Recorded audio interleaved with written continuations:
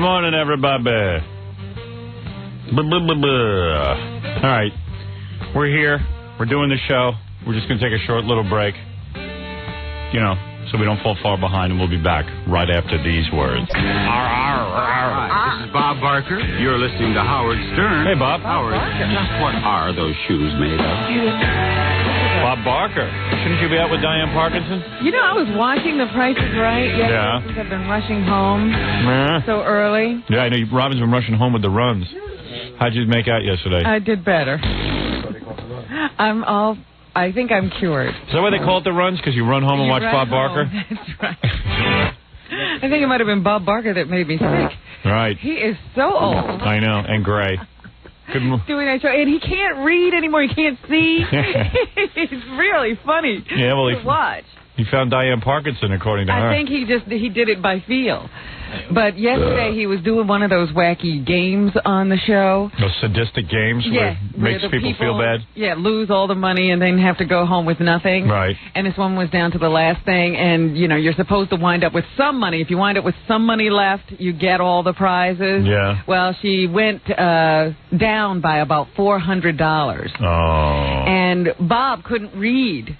He says, oh, you're down by... Is that a 3 or a 4? Somebody tell me. Somebody help me. Is that a 3 or a 4? I can't see. I can't see it. That's too bad. It's a 3? That's a I shame. can't tell. Yeah, I was watching TV when I got home with the runs yesterday.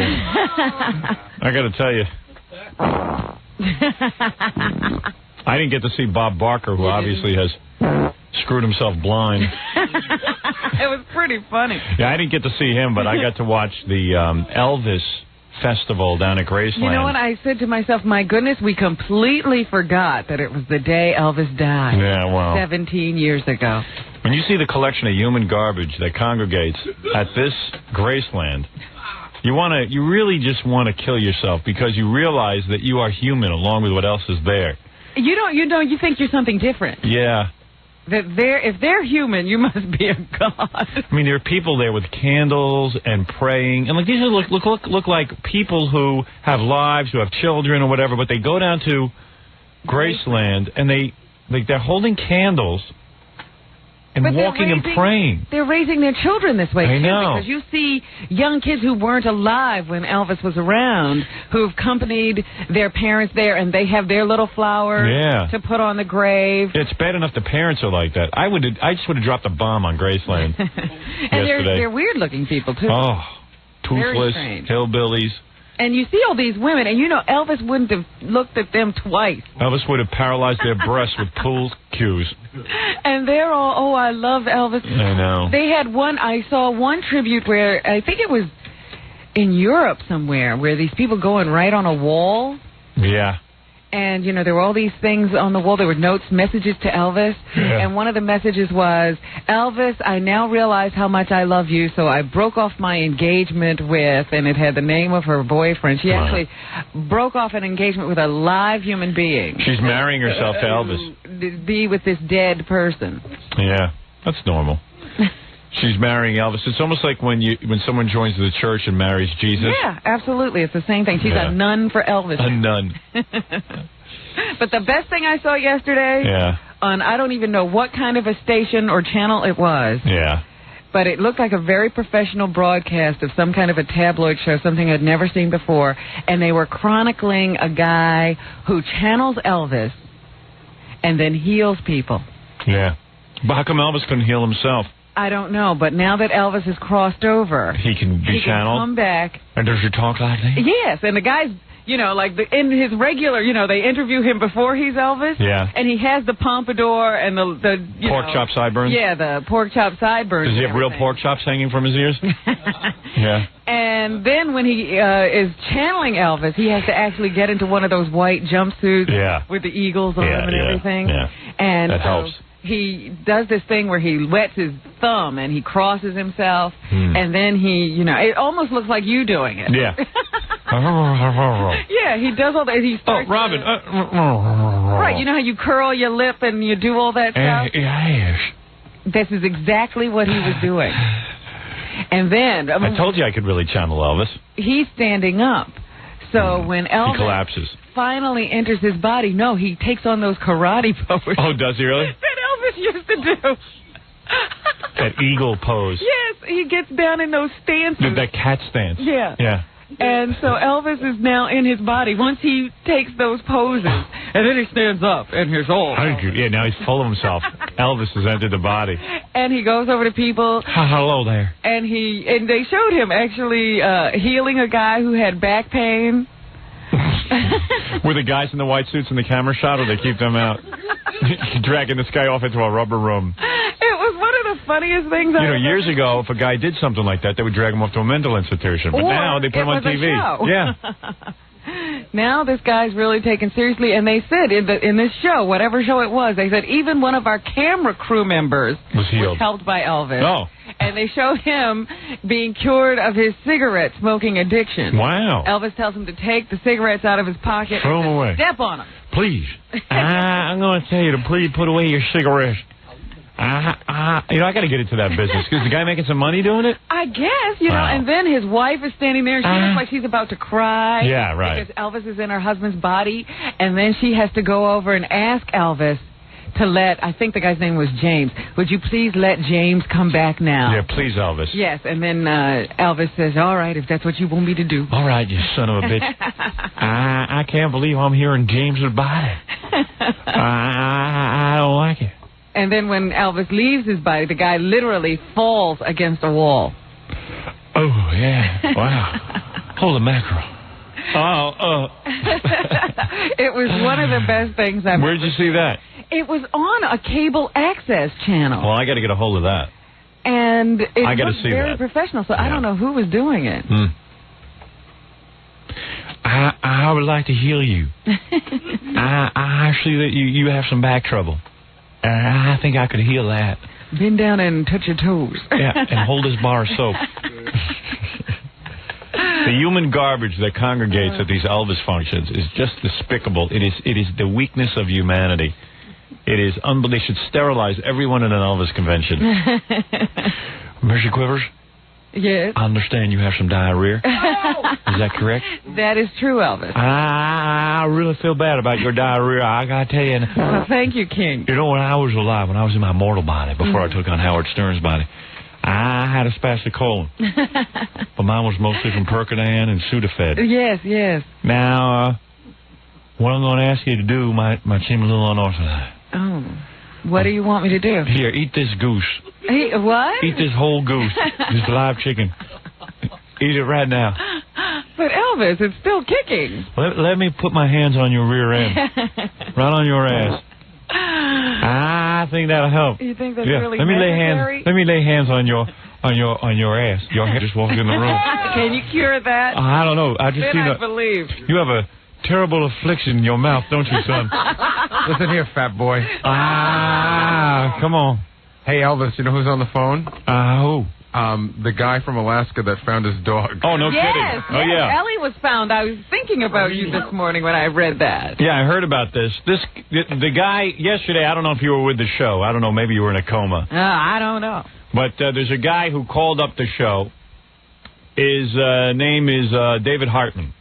Is it Hartman? Yes.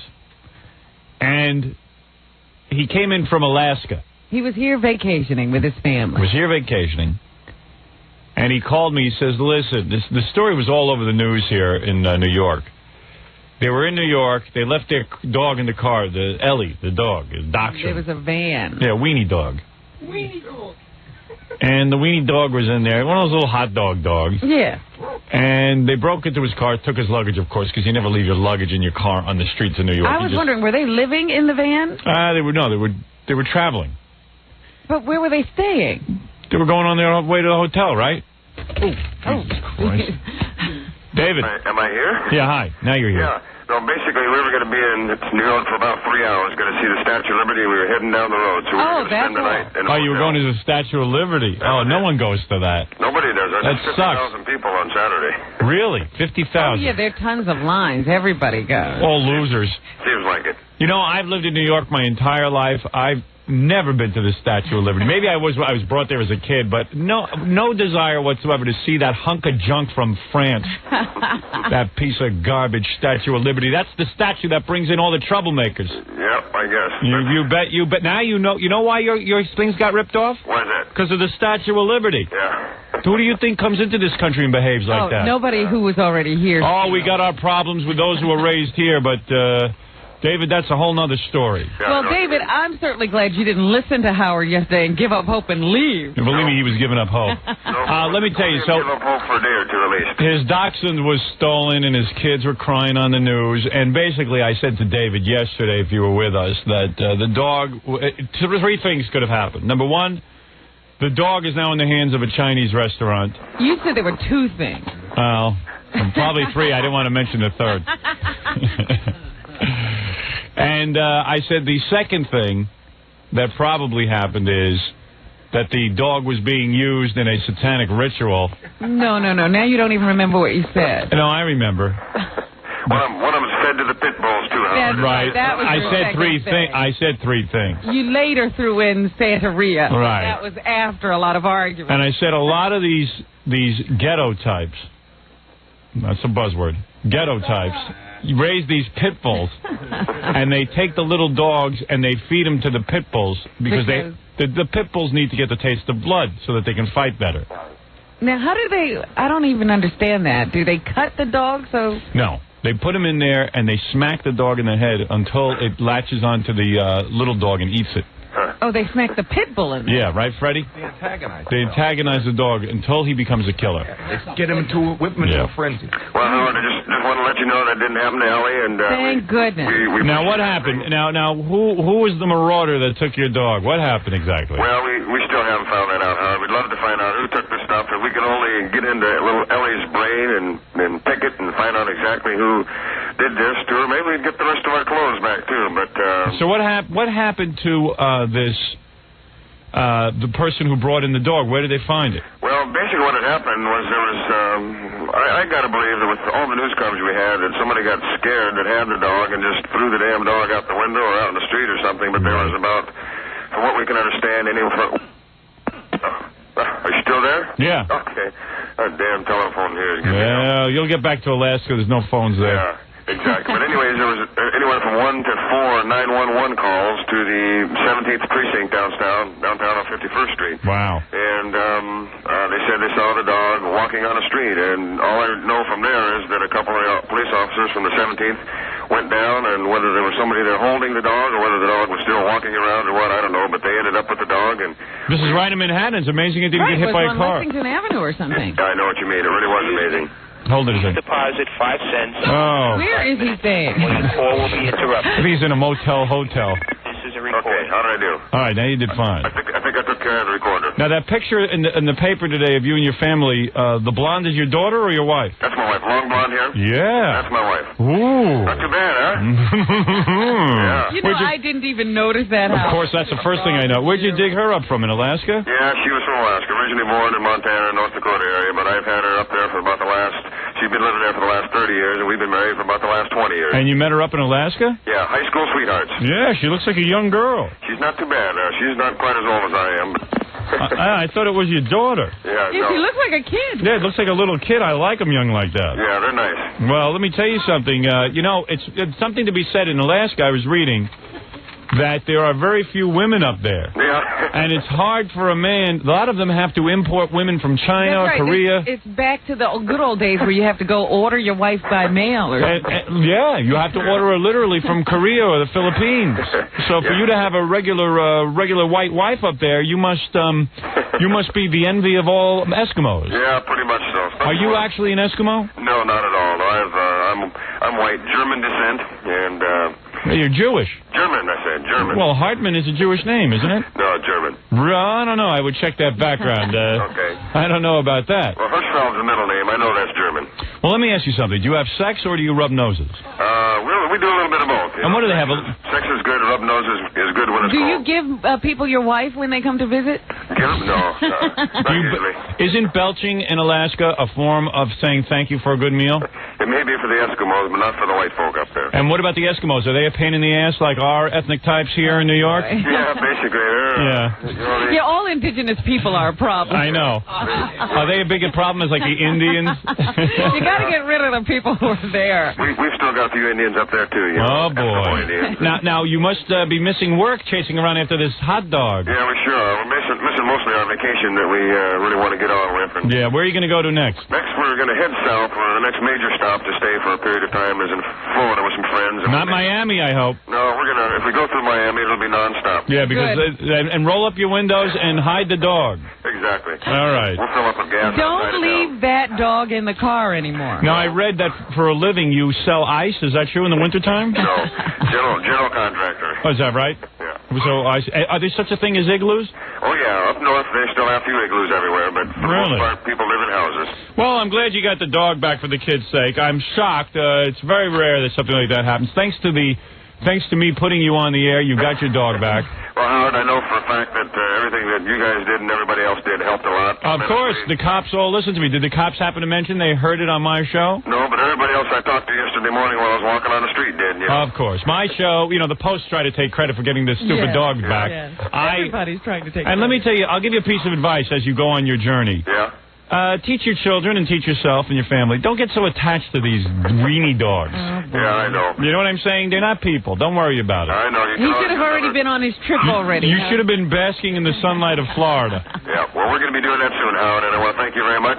Well, thank you, and enjoy the long winter, because as you know, Robin, the sun does not come out for almost 3 months in Alaska. That's right. Is that really true? That's really true. There are places in Alaska where the sun will set and won't come back up for approximately 90 to 120 days. It won't even come back up. Wow, and by the way, if you want to get rid of the Eskimo problem, what you do in the middle of the night is you poke holes in their igloos, and that will get rid of them. They will all leave, all right? So go ahead, have a good vacation. You know what? The one thing that cracked me up when people were describing when they found Ellie, they said the dog was disoriented. Yeah, no kidding. So am I. Listen, have a good vacation, and beat a baby seal for me. Oh. Yeah, you bet. All right. Hey, seriously, I'm glad you got your dog back. That's very nice. So am I. All right, there he is, a visitor from a faraway land. I wonder how David learned of me, though. I mean, did you hear of me in Alaska? We've heard, Howard, you're, I don't know if you know it or not, but you're pretty world famous, and yes, I've heard of you in Alaska, and I talked to numerous people down here, and they said that, Howard Stearns could very, very easily give you a hand finding your dog, so... Well, once again, everything. As you can see, I'm a good-hearted guy, and I got the dog back for David. Yeah. Thank you, David. Thanks a lot, Howard. Bye-bye. Once again, I am the hero of this story. Oh, you. I am the hero. Told a man his dog was food already. Well, says you. I was just trying to brace the guy for reality. Wanted to break it to his kids. If it was me, I would have said within the hour to the kids, look, the dog's gone. We're going to Florida. We got a schedule to keep. Yeah, like I would have run around calling the newspapers. We're getting out of here. Next time it'll be one of you kids. How lucky is he? So lucky. All right, let's take a break, Robin. That threw me off schedule. I had him planned for that phone call. But nevertheless, there it is. Ellie the dog was found. Anybody who says I'm a rat fink, you can tell them how I found this guy's dog. We'll be back right after these words. Nothing like doing a live commercial. Well, I won't be doing them anymore in 17 months as I plan for my retirement for radio. And the man who forces me out of radio is, and he will go down in history, Tom Giussano. Because I can't stand working with him. That's the guy? That's the dude guy. who's responsible. If they fire him, I'll stay another 5 years. What has he done now? Did he do anything? He makes me nuts. He just makes me nuts, that's all. That's all. You can't put your finger on it. Jackie, where am I at? How many more months do I have to work? Is it 17 still? It's been 17 months for the last 15 years. I don't know how the number couldn't change. Tom, 14. 14 months. No, there's only 14 months left for me here. And let me say something, Tom. Yeah. What? Nice shirt. Thank you. Nice same green sweater every day. Let me say, Tom, you will go down in history. For anyone who is listening... I'll give you this sweater. No, don't make jokes. I'm going to tell you your place in history. Okay. Like you do have a place. You have a place in history. You never had one. I never saw a place for you in radio history. Now I see a place for you. I am, maybe some will argue with this, but I'm not going to argue with this, and I don't think anyone in the show will argue with this because they'll be fired. Let me see if I can argue. I am the greatest radio personality that has ever lived. You know what? It's funny you should say that. Right. because I have been reading. In fact, I meant to bring them in. I don't think I brought them in today. I will bring them in tomorrow. There have been a number of articles in trade papers published as to your impact on radio markets once you enter. Yes. And they are finally able to say, love him or hate him, you cannot deny the impact that he has on a market. And they always say, love him or hate him. If I'm driving you, I'm driving the best out. Right. So that gives you a place in and history. believe me, this makes Tom happy in some bizarre way, because Tom did not have a place in radio history. Tom was going to die a broken man. And never to be mentioned. So let me say, for those of you who are with me now, and as I wind down my radio experience, as a matter of fact... Wine or wine? Wind down. No, wine. W-I-N-E. Your scream. No, I-N-D is what you wanted. Right. Tom is the man in the middle of the honeymooners. Tom's uncle told Jackie Gleason to go on a diet. The fat wasn't working. You need to trim down. Fat people don't work. Anyway, listen to me. Wreck the whole thing. Let me just say something. But please, I have a lot of thoughts now. Okay, sorry. I want you to hear them. And I will stare at you as I say them. Okay. I will stare at Robin as I say them. It's more comfortable. Did I mention nice shirt? Thanks. Let me really say something here. For those of you listening, Howard, you know what? I hate to interrupt, but what is wrong with you? Are you giddy today? If I leave and you'll stay, I'll leave. Well, then there's no problem. I will be. Then I will not retire. Okay. Then your place in radio is secure. Yes. I'll leave right now. All right. Goodbye. Thank you. He doesn't just mean another room. Tom. No, go ahead, Tom. Please. You know what? Go ahead. Please. I can see you're uncomfortable. Did I mention nice shirt? He's a nice guy personally. I love Tom. Oh, wonderful. I'd love to play golf with him when I'm retired. Don't let the doorknob get stuck. Oh. All right. When I was on the phone, I never realized how great I was until I was on the phone last night with the great Keith Samples, the producer of my film, one of the producers of my film. Oh, I was going to say, who is that? Keith Samples, David Kirkpatrick. And, as we talked about the movie and how it's going and, what will make the movie great. Mm-hmm. And I sat and I thought about my radio career and what has gone on. I said, I hope that... you realize now as I wind down my radio career, and people think that I'm perhaps negotiating here. I'm not negotiating. There's nobody to negotiate with. There's no problem with money here at the station. I'm satisfied with what I earn. I mean, I always think I could be making more. I mean, we all feel that way, but okay. Yeah, it's a nice way to feel. I don't think they've given us all the money in the world yet. No, I don't either. I think, when you do go in there and you ask for more money, they always say, well, right now, as it is, we're not making any money. We have you here just for vanity. I can't believe that. Right. So, okay, but all right, whatever the excuse is why I can't get more money, it's not a money issue. I don't operate that way. I go by my feelings. And Tom has taken the joy and love out of radio for me. Mm-hmm. So he has sucked the life out of me like a vampire. He has drained me. And there's no hard feelings. That's his job, to suck the life out of creative people. That's what he does best. That's why he was born. That's why he's been hired by this company. And nobody does it better than him. Tom had a special calling. That's right. He finds someone creative and then just sucks it all out of them. Drains them and wears them down. Mm-hmm. So I have decided that at the end of the 14 months that I will go on to something else, which is probably staring at a wall, like Jack Parr. And I will, I just want everyone to say who is listening, you're going to have a good story for your grandchildren one day that you heard Howard Stern on the air. When they write me up in the history book. That you will be legend, and they will be able to say they actually listened. Right. So as we wind down, I can guarantee you'll have stories to tell your grandchildren. Thank you. I notice you're wearing different glasses today. Yes, I was waiting for you to say something, Robin. For those of you who are going to be watching the TV show tonight, I have changed my eyewear. Now, I have gone to a more radical look. This is wild eyewear. This is similar to what Elton John wears on stage. It's got wild butterflies. No, I've changed my sunglasses around only to make things more exciting, Robin. Is that right? That's You're right. doing a visual wardrobe change. It's an eyeglasses change. You might also want to mention that I am, as well, dressed as a rabbit today to make the show more interesting. Well, the ears have the rabbit. Nice touch. Yes, as a rabbit. And the reason for the rabbit costume, obviously, to make the show more fun. I see. All right. So there you have it. Working for those cameras. Right. I wasn't going to bring it up, the eyeglasses and the rabbit costume, but as long as you did, I might as well say it. Now, what do you think of these shades? These are kind of interesting, aren't Well, they? they're awfully dark. Oh, yes. I was just sitting there looking. I said, should I offer you my arm when you cross the I know, I know. And you know what? I'm getting a headache because I can barely see in these glasses. I wear sunglasses on TV. People say, what is it you're trying to do? You have beautiful eyes. Show your eyes. I have a problem. And they look like they have two different shapes, or maybe that's just the way the shadows. No, you're hallucinating from the diarrhea. You've lost too much feces. Let me tell you. I'm at a feces deficit. The reason I wear dark glasses on our TV show is, and I got to be 100% honest, I'm embarrassed to be on E, and I don't want to be identified. One day I plan on having... Nobody will be able to tell. Right. I plan on having a big television career, and I don't want anyone to think that that's the same guy when they see me, all right? In fact, get me a mask. Gary, get me my Dan Foreman mask from the other office so that I will not be identified on this channel. Quickly, boy, before I'm spotted. No, the reason I wear dark glasses is I believe my eyes are very nice. Yes, the problem is when I put on regular glasses, I have to wear glasses. I'm not going to wear contact lenses. I don't like it. When I put on regular glasses to show my eyes, my nose looks bigger. Now oh, thank you. All right.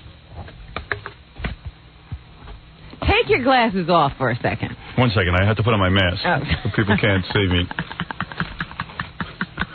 All right. Now no one can see me on this stupid channel. And you can wear regular glasses. Yeah, now I can wear my regular glasses. It's unbelievable. Actually, I have a Tom Chiusano mask I could wear. How's this? Better? Anyway, Robin, where was I? You were telling me how you can't wear regular glasses because they make your nose look bigger. Right. So if I wear regular glasses, my nose looks bigger. Would you like me to demonstrate? Yes. All right, here I am now. I just don't see this happening. Now I will reveal myself without my sunglasses. Yes. Your nose didn't get any bigger. No. I'm not wearing... it didn't get any bigger because I'm not wearing glasses. Oh, now, so it's the glasses that do it. If I were to put on these, my face looks uglier. And I'm looking for maximum impact. See, now I look weak. You see? Howard, don't be ridiculous. You look fine. You're trying to make your nose bigger. See? Where's my Tom Chiusano mask? Oh. Ooh. The man who forced me out of radio. He says he'll leave. He would not. You don't think so, huh? He would not leave.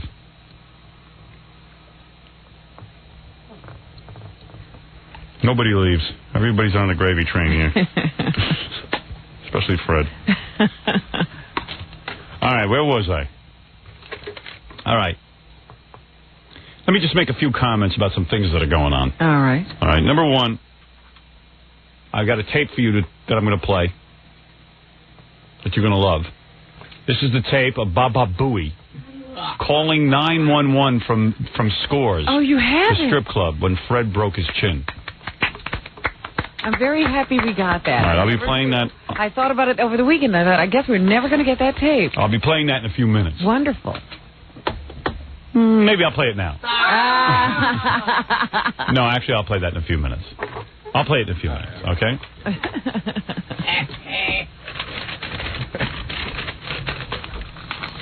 All right, now, let's see. Just a couple of things I have to comment on real quick. Some of these you may address in the news. We'll go into them in bigger details when we do, but I just want to make a few quick comments. Okay. First of all, they are now in this OJ case saying that they are going to they possibly are going to charge this AC Cowlings. Yes. Thank God, that creep, he's such a smirk on his face. AC Cowlings is the guy who drove OJ in the Ford Bronco, and he says, I don't snitch on my buddies.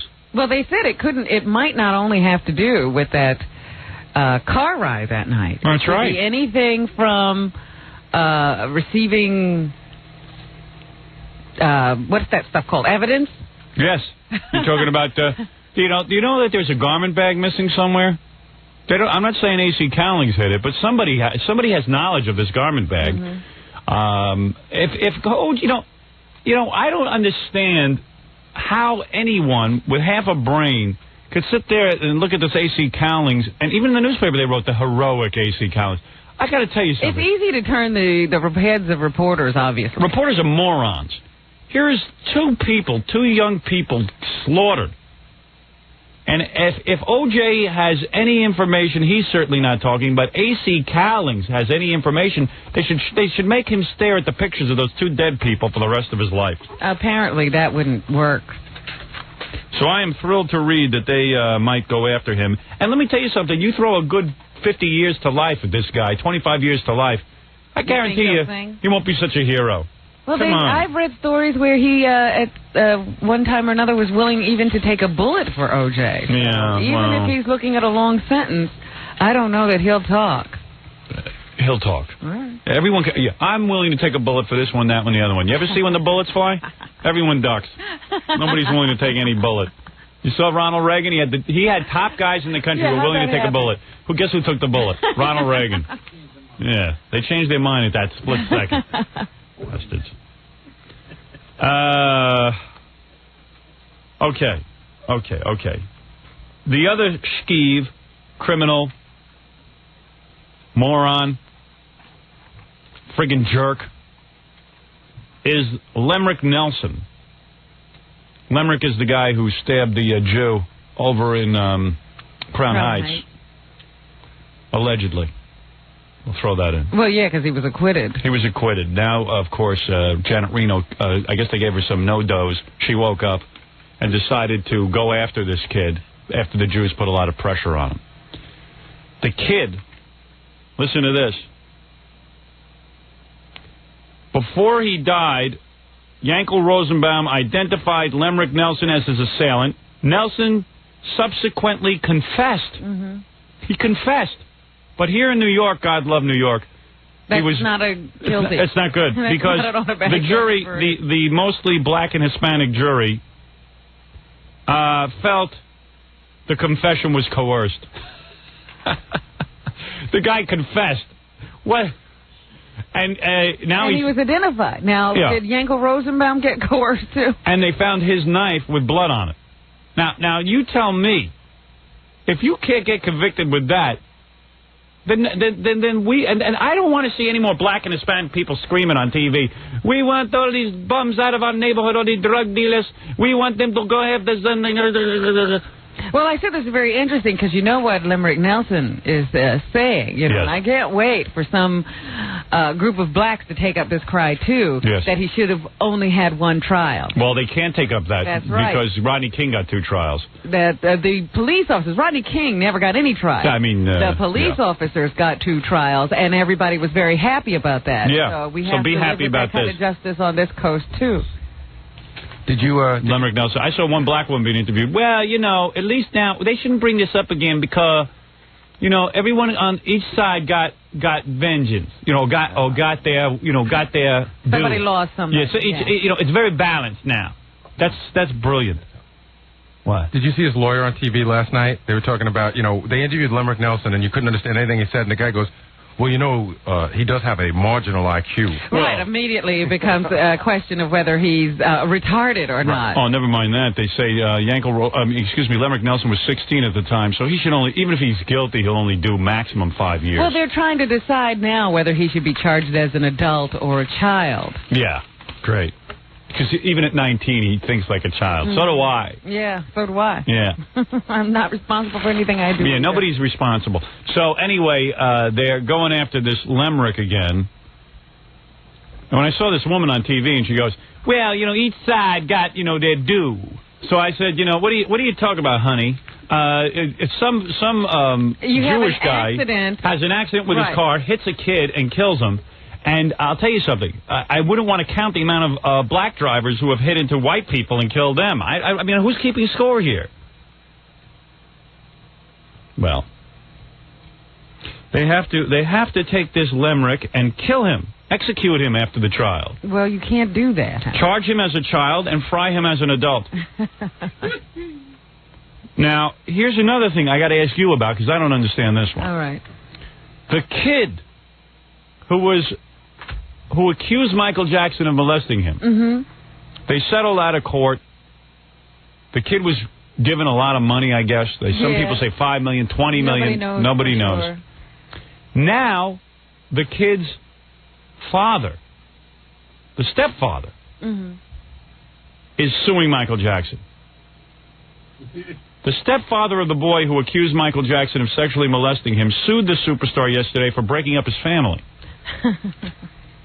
I tell you, Michael has a lot of impact, doesn't he? He charged Jackson with showering his wife and kids with gifts before sexually assaulting the 13-year-old boy. So now he's saying that Michael sexually assaulted him, too, huh? Yes. So I don't know. So who is the stepfather? Well, see, the father of the boy was not the custodial parent. Right. The boy lived with the mother and the stepfather. It was the actual biological father who brought the original charges. Because that sounds crazy. I don't think that's the kind of suit that can hold up, can it?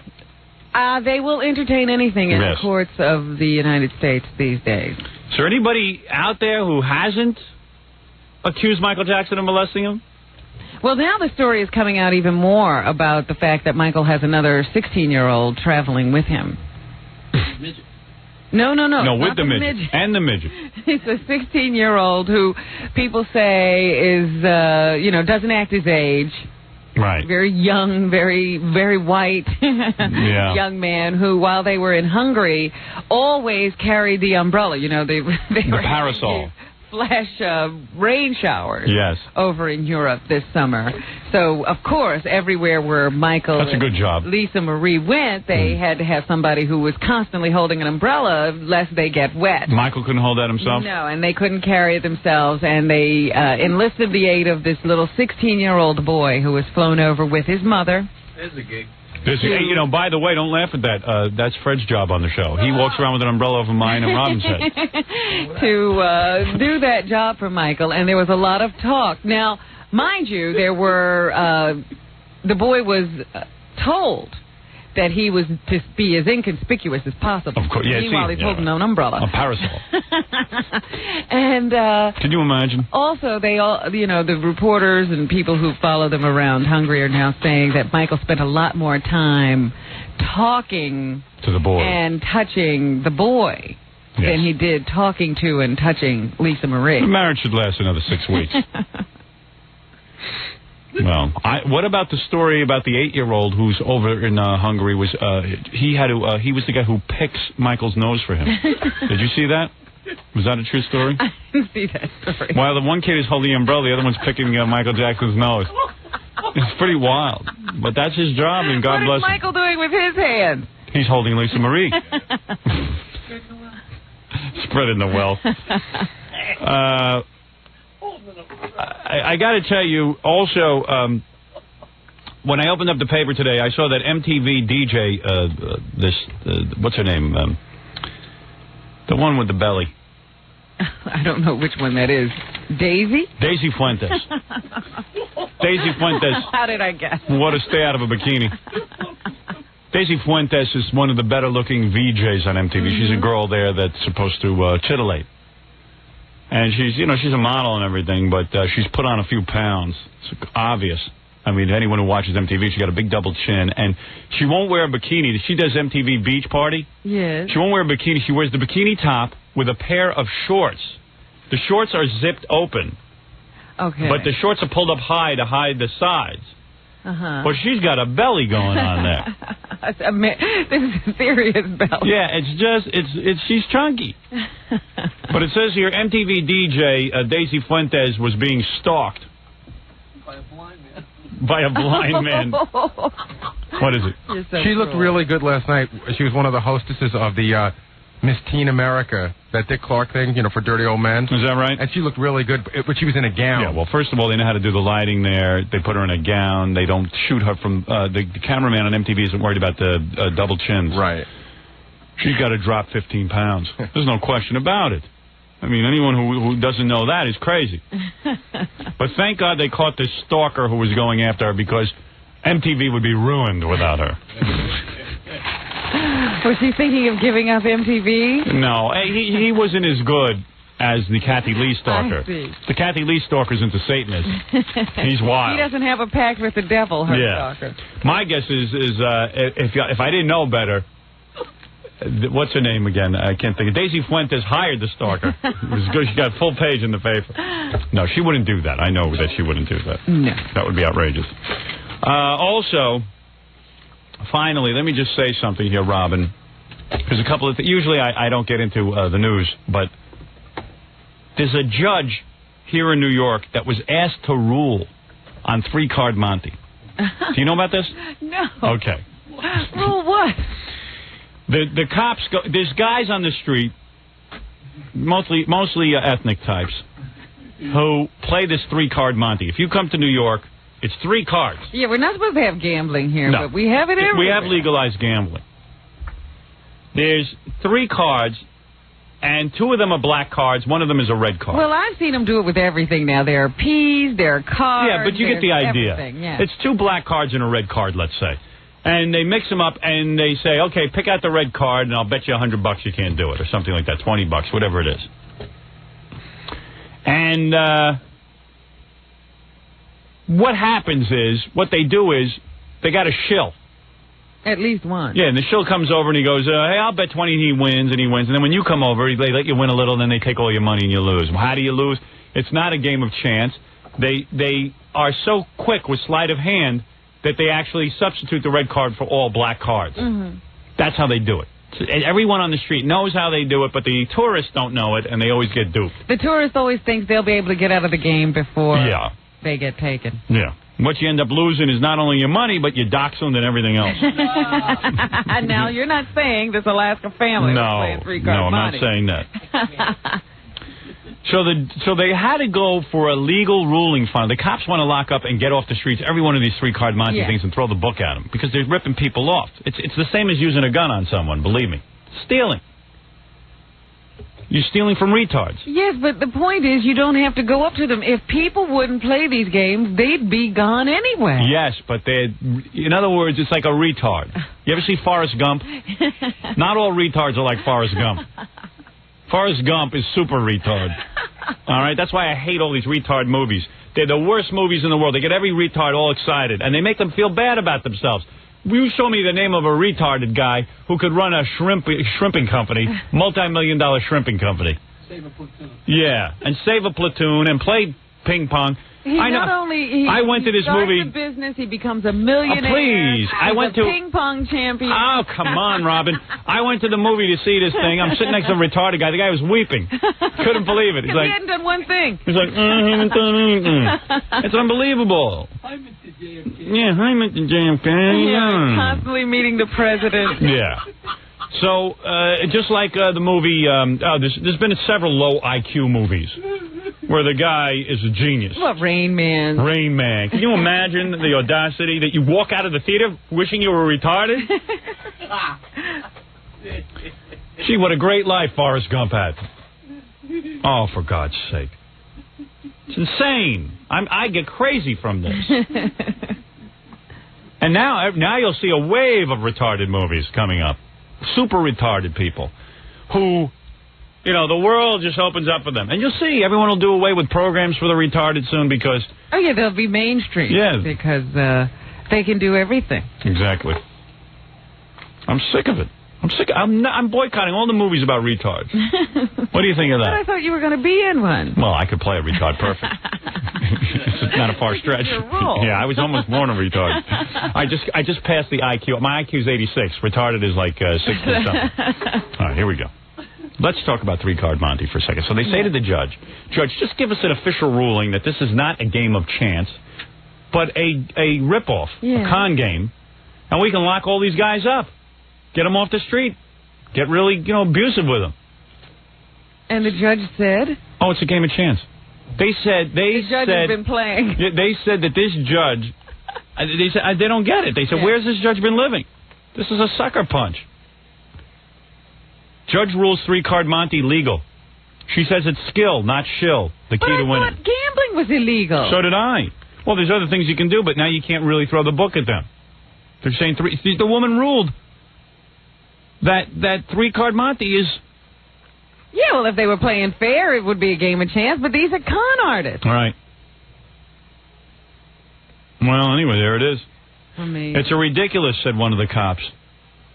They're thieves. It's not a game of chance. Well, since you bring this up, did you know, you're talking constantly about the number of lawsuits that are filed in this country? Yes. Do you know who files the majority of lawsuits? I know what you're going to bring up. Prisoners. Yes. Let me tell you something. There's a guy, he's a Republican. He's out of New Jersey. I saw him on Channel 9 the other night. They let him have one of these counterpoint things. Mm-hmm. This guy's great. I got to get his name. I wrote it down, too, but I kept it in my sock and I lost it. It fell out during my sleep. You know, I wrote it down right before I went to bed. Right. You stuffed it in your little pouch where you keep your... Yeah, all my notes. And so anyway, that's what I do. When I have an idea for the show in the middle of the night, I stuff it in my sock. But I was wearing baggy socks, and now my notes are all over the bed. I can't find them anywhere. Doesn't anyone collect them when they see them in the... No, my wife just goes, oh, that's a stupid piece of paper, I'll throw it out. Instead of saying, hey, that's how my husband makes his living, I better protect this like it's my... This is gold. Like it's gold. This is money in the bank. That's right. No, she throws out all my notes. Anyway, there's a Republican... What? What? There's a New York City cop on the phone who wants to explain to you about three-card monte that it's more than just a game of chance. What? It's an adventure. Well, no, he wants to... Well, he'll explain it to you. Of course, it's a rip-off. But it's more than that. It's more than a rip-off.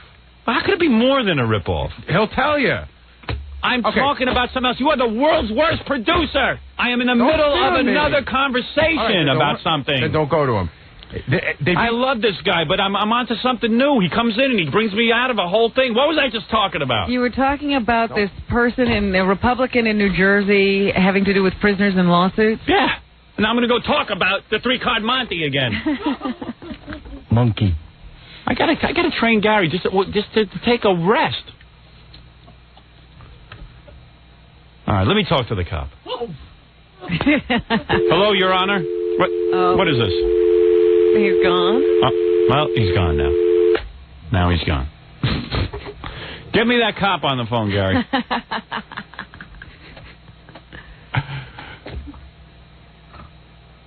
I don't know. I can't win. All right. Well, what was this Republican... The guy wants to introduce a bill. Is he a congressman? Congressman.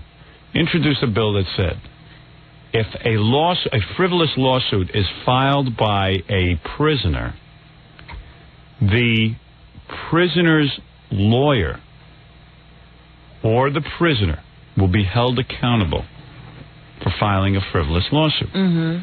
Now, what that means is, so how do you punish a guy financially who's probably broke anyway? Yeah. Maybe you tack on more jail time.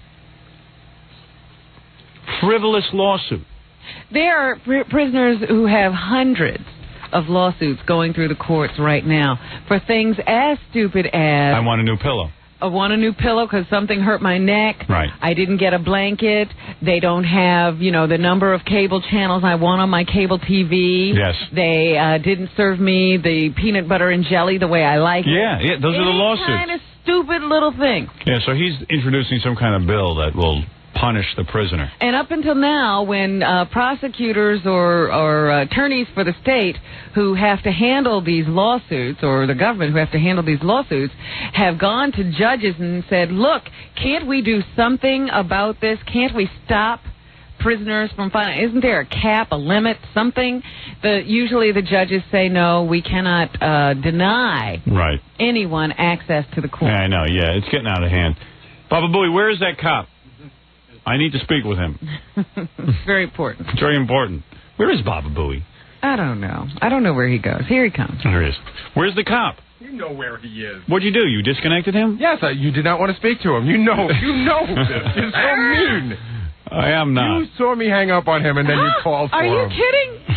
You hung up on him? I want to talk to that police officer about three-card monte. Up on our public service. Well, once again, you failed me. All he was going to say is that it's a 10-man operation. Right. And that what happens is there's 4 lookouts and 3 security guards. Yes. And that if somebody accidentally wins, or if they don't change the cards and somebody wins the game, the guy yells security, the security guys come over, swoop down, take the money, and if the player tries to take the money, they beat him up. Right. Really? I've never seen that happen. Well, because you are so sequestered. Well, yeah, I keep walking. I never stop. Oh, I watch it, Robin. There's nothing funnier than watching a guy in a pair of Bermuda shorts get ripped off, and you just look at the guy and you just want to go to him. Oh, please don't do this. Yeah. Every day you see them lose. I know. Pick the red. There, right there. You see that? That is. But you know what the fun? Pick the black back who set you back. Larry Moan Curly, if I can bluff her, I can beat her, but ain't about the cheater. Lady with the hat, ain't nothing wrong with that. Pick the red. Red, go to your head. The shills are the worst actors. You know, they go, give me another 20, and they put it down and go, whoa, I won. And, you know, it's just unbelievable. Yeah. Got to generate that interest. More money. All right, Gary. Thank you. What? Yeah, they usually have pickpockets in the crowd. What is it? You want to hear about how to win 3-card Monte? Oh, now this Who is is it, the cop? No, this is the guy who plays. I'm done with this now. One of John's stock. There's no way to win. Gary, how can you win? You get beat up if you win. You can win. All right, how do I win? Okay, listen. When you're playing 3-card Monte, if you ever noticed, if you ever played, when you're playing, he has the 2 cards, 2 red and 1 black or whatever, however they do it up there. When he's doing it, the whole time, when he picks up the 2 bent cards, he's watching your eyes. He looks down at the table, but he's actually watching your eyes. When he throws a card, he'll ask you, do you still see your card? And you're still following the card. As soon as you make the mistake and he throws a card and you say, yeah, I still see it, then he's going to say, okay, pick it. What you do is, when you throw the card, he says, do you still see your card? Your eyes will go to the right, right side of the table, right? Yeah. Pick the card to the left of the table. You win every time. Oh. What? Say that again. No, don't. If you say that again, the English language has just been set back 100 years. I'm a little nervous. You are nervous. Okay, listen. You know what is funny? Here's a guy who can barely speak, and he knows how to win 3-card Monte. Listen, when you're playing, how they're watching your eyes.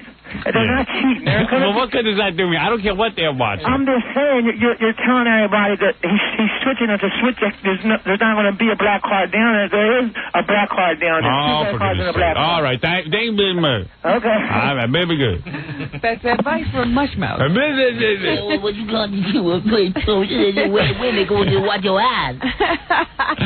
All right, very good. You know where you go to school to learn how to deal 3-card Monte? There's a school? Yeah, Rikers Island. Yeah. That's where they learn. That's where they all learn it. Is that right? Yeah. When we get out... I'm glad we keep Rikers Island going so that those people can learn a skill. Let me tell you something. It's better than Queens Community College. At least you get a job when you get out. Those people are unemployed when they get out. That's right. All right. Very good. I tell you what, Gary, you go out on the street, get me one of those 3-card Monte guys, bring them up here right on TV. I'll see if I can play. Here, right? Yeah, but he'd be watching my eyes. All right, we'll take a break. Pick the card to the what? To the left. Is that right? You're supposed to move your eyes to the right and pick the card to the left? Now, what it is? you put your eyes to the right. That's the way you don't watch your eyes. I my cardboard box. Put that when there ain't no game of chance. It ain't got nothing to do with what you looking at the card underneath. There is a black card down there. Yeah, you see, you telling people... you telling people... and you should be telling them... All right, I got to take a break. We'll be back right after these words. Quickly, let me play this for you. So if you remember, and I'll open up the phones in just a minute, but if you remember, we went to Fred's bachelor party. And at the bachelor party, Fred drank 15 tequilas, maybe 16 at this point, followed by a beer each time, followed by a beer each time within 2 hours. I really, even the 16 tequilas would be enough, but 16 beers. Yes. And Fred, some of those tequilas were served to him in a champagne glass or something. So they may have been double shots. Yeah. Right. We don't know what he had, but do you realize how much volume that is? 16 beers, and Fred didn't get up. Well, let me tell you something. To make a long story short, because we've gone through this story ad nauseum. Fred passed out, flat on his face. We thought he was dead, so we told Gary, quickly call the EMS, because we had to get Fred to the hospital. Right, you thought he was dead. He was bleeding from all over. So the EMS people were nice enough to send to us. Did you ever get down and actually touch Fred when he was in this condition? No, I don't want to touch Fred. No, I've learned that you don't touch someone when they're in that condition. No, No, I mean, he's laying on the ground. Did you take his pulse? Did you? No. We were very fortunate that one of the strippers was a trained paramedic as well as the But chef. she wasn't right next to Fred when he fell. No, but they got him within 2 seconds. And she was taking care of me while Dominic lifted her dress. In other words, you never went near Fred. Absolutely not. I know. I've heard every article I ever read. Don't touch the body. It didn't say don't touch the body. You have, if you see somebody drop, you have to determine whether they're alive. No, or not. I did. I was down by him. Did I physically grab his head? No, I wasn't going to grab his head. I didn't say grab his head. No. I said, did you take his pulse? No. Did you check his breathing? No, I don't know how to take his pulse, and I don't know how to check his breathing. Plus, a girl. I was in the middle of a lap dance. Oh. Don't forget, Fred had just vomited on me, Robin. And we were all afraid of lawsuits. That's right. All I know is that poor Fred had to rely on a stripper because none of his friends would touch him. Yeah, well, if you saw the blood pouring out of Fred, you wouldn't touch him either. Anyway, so here, just keep in mind that I walked into the room and somebody just said, call 911. So I didn't take Fred's pulse. I couldn't take Fred's pulse now, let alone there. I didn't know what was going on. Somebody said, just call 911. Right. You wouldn't know how to check to see if somebody's heart was still beating. No, I wouldn't. I do not get in. You are worthless. I am not in the medical profession. You need to hold your glasses to his mouth. Oh, please. I'm not going to put my glasses to his mouth. You put your glasses to his mouth. I figure he saw Fred bleeding and he ran the other way. No, he was there. I was there, believe me. I saw what was going on. Away. In fact, I was the one who first pronounced Fred dead. I was ready to bury him. Across the room. I said, Fred's dead. That's it. That's it. History. That's it. So here's Gary, who quickly called. First, he called his machine to check for messages, and then quickly called EMS. I just want to hear, because this would be interesting. I have not heard this yet, by the way. Poor Fred. It's lucky Fred's alive. I tell you. Police 1092, where's emergency? Yes, it's at a club called Scores. It's on 60th between 1st and 2nd. East 60th Street between 1st Avenue and 2nd Avenue? That's correct. And what's wrong there? Somebody fell down. It looks like they might have cracked their head open. Okay, and this place is called Scores? Scores. S-C-O-R-E-S? Yeah. First floor? Yes. What's the number you're calling from? What's the number here, Lonnie? 421. 421. Hold on for EMS. Don't hang up the phone. I won't. Okay. I can hear her. You mean that's all the information you haven't even talked to EMS yet? Right. I can hear her giggling at your teeth. Do you hear her chuckling? Yes, yes. No, you can hear can you hear the music in the background? Yes. But what's interesting to me is that Gary, instead of telling them what's wrong first, gives the address. That's what they ask you, Robin. What are you, crazy? I didn't hear a question. Oh, what are you... Hey, come on, he's handling himself pretty well. Don't nitpick. Maybe he would have gotten to EMS sooner. Fred's laying on the floor. It looks like John Lennon, and Gary's holding his... You kept your composure. No wonder you're so anxious for us to play this. You really kept your composure. She asked what the address was. Right. Fred's still bleeding. EMS 8629. Okay, 8629. I'm 1092. I'm Manhattan calling the line.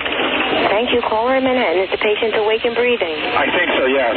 Male or female? Male. Awake? How could you say he was awake? I didn't know. I walked into the room. Fred was down. I didn't see anything. Dominic goes, quick, call 911. I was in there for a half a second. Well, then you're in the room. Don't you ask what's wrong? Someone said call 911 quick. Nobody had time. Yeah, but I mean, the guy was unconscious. I did not see that. I did not know that. You didn't see him laying on the floor? No, I didn't. I mean, I saw him on the floor. Well, you were the wrong guy to send. Gary's always the wrong guy. I know. Yeah, I think so. Well, we'll take our time if he's awake. Well, why doesn't he walk over to the hospital? Is he male or female? I think he's male. No, you know I didn't say that. How could you say he was awake? The whole point was he was unconscious. Oh, everybody knows now. I couldn't see that then. Approximately how old? 35. What happened to him, sir? He fell down, and I think he might have smashed his head open or something. You know what it is? You got to sound like something's real bad, too. Well, this is really bad. Fred's unconscious. Yeah, but and Gary... he's lying in a pool of blood. Gary backpedals. Hey, Howard, there were people that were saying, oh, don't call 911. Yeah, that was Ralph. No, one guy was saying somebody that. Said, should we call? No, we don't need to call. Maybe we better call. No, it was Ralph. He doesn't know what he's talking about. In all that debate, you never looked over to see what condition Fred was in? No, I didn't. He knew what condition he was in. He gets confused by the questions. Fred. How could I tell he was unconscious, both? I thought his eyes closed, but... He wasn't moving, but I don't know. Maybe he could hear me.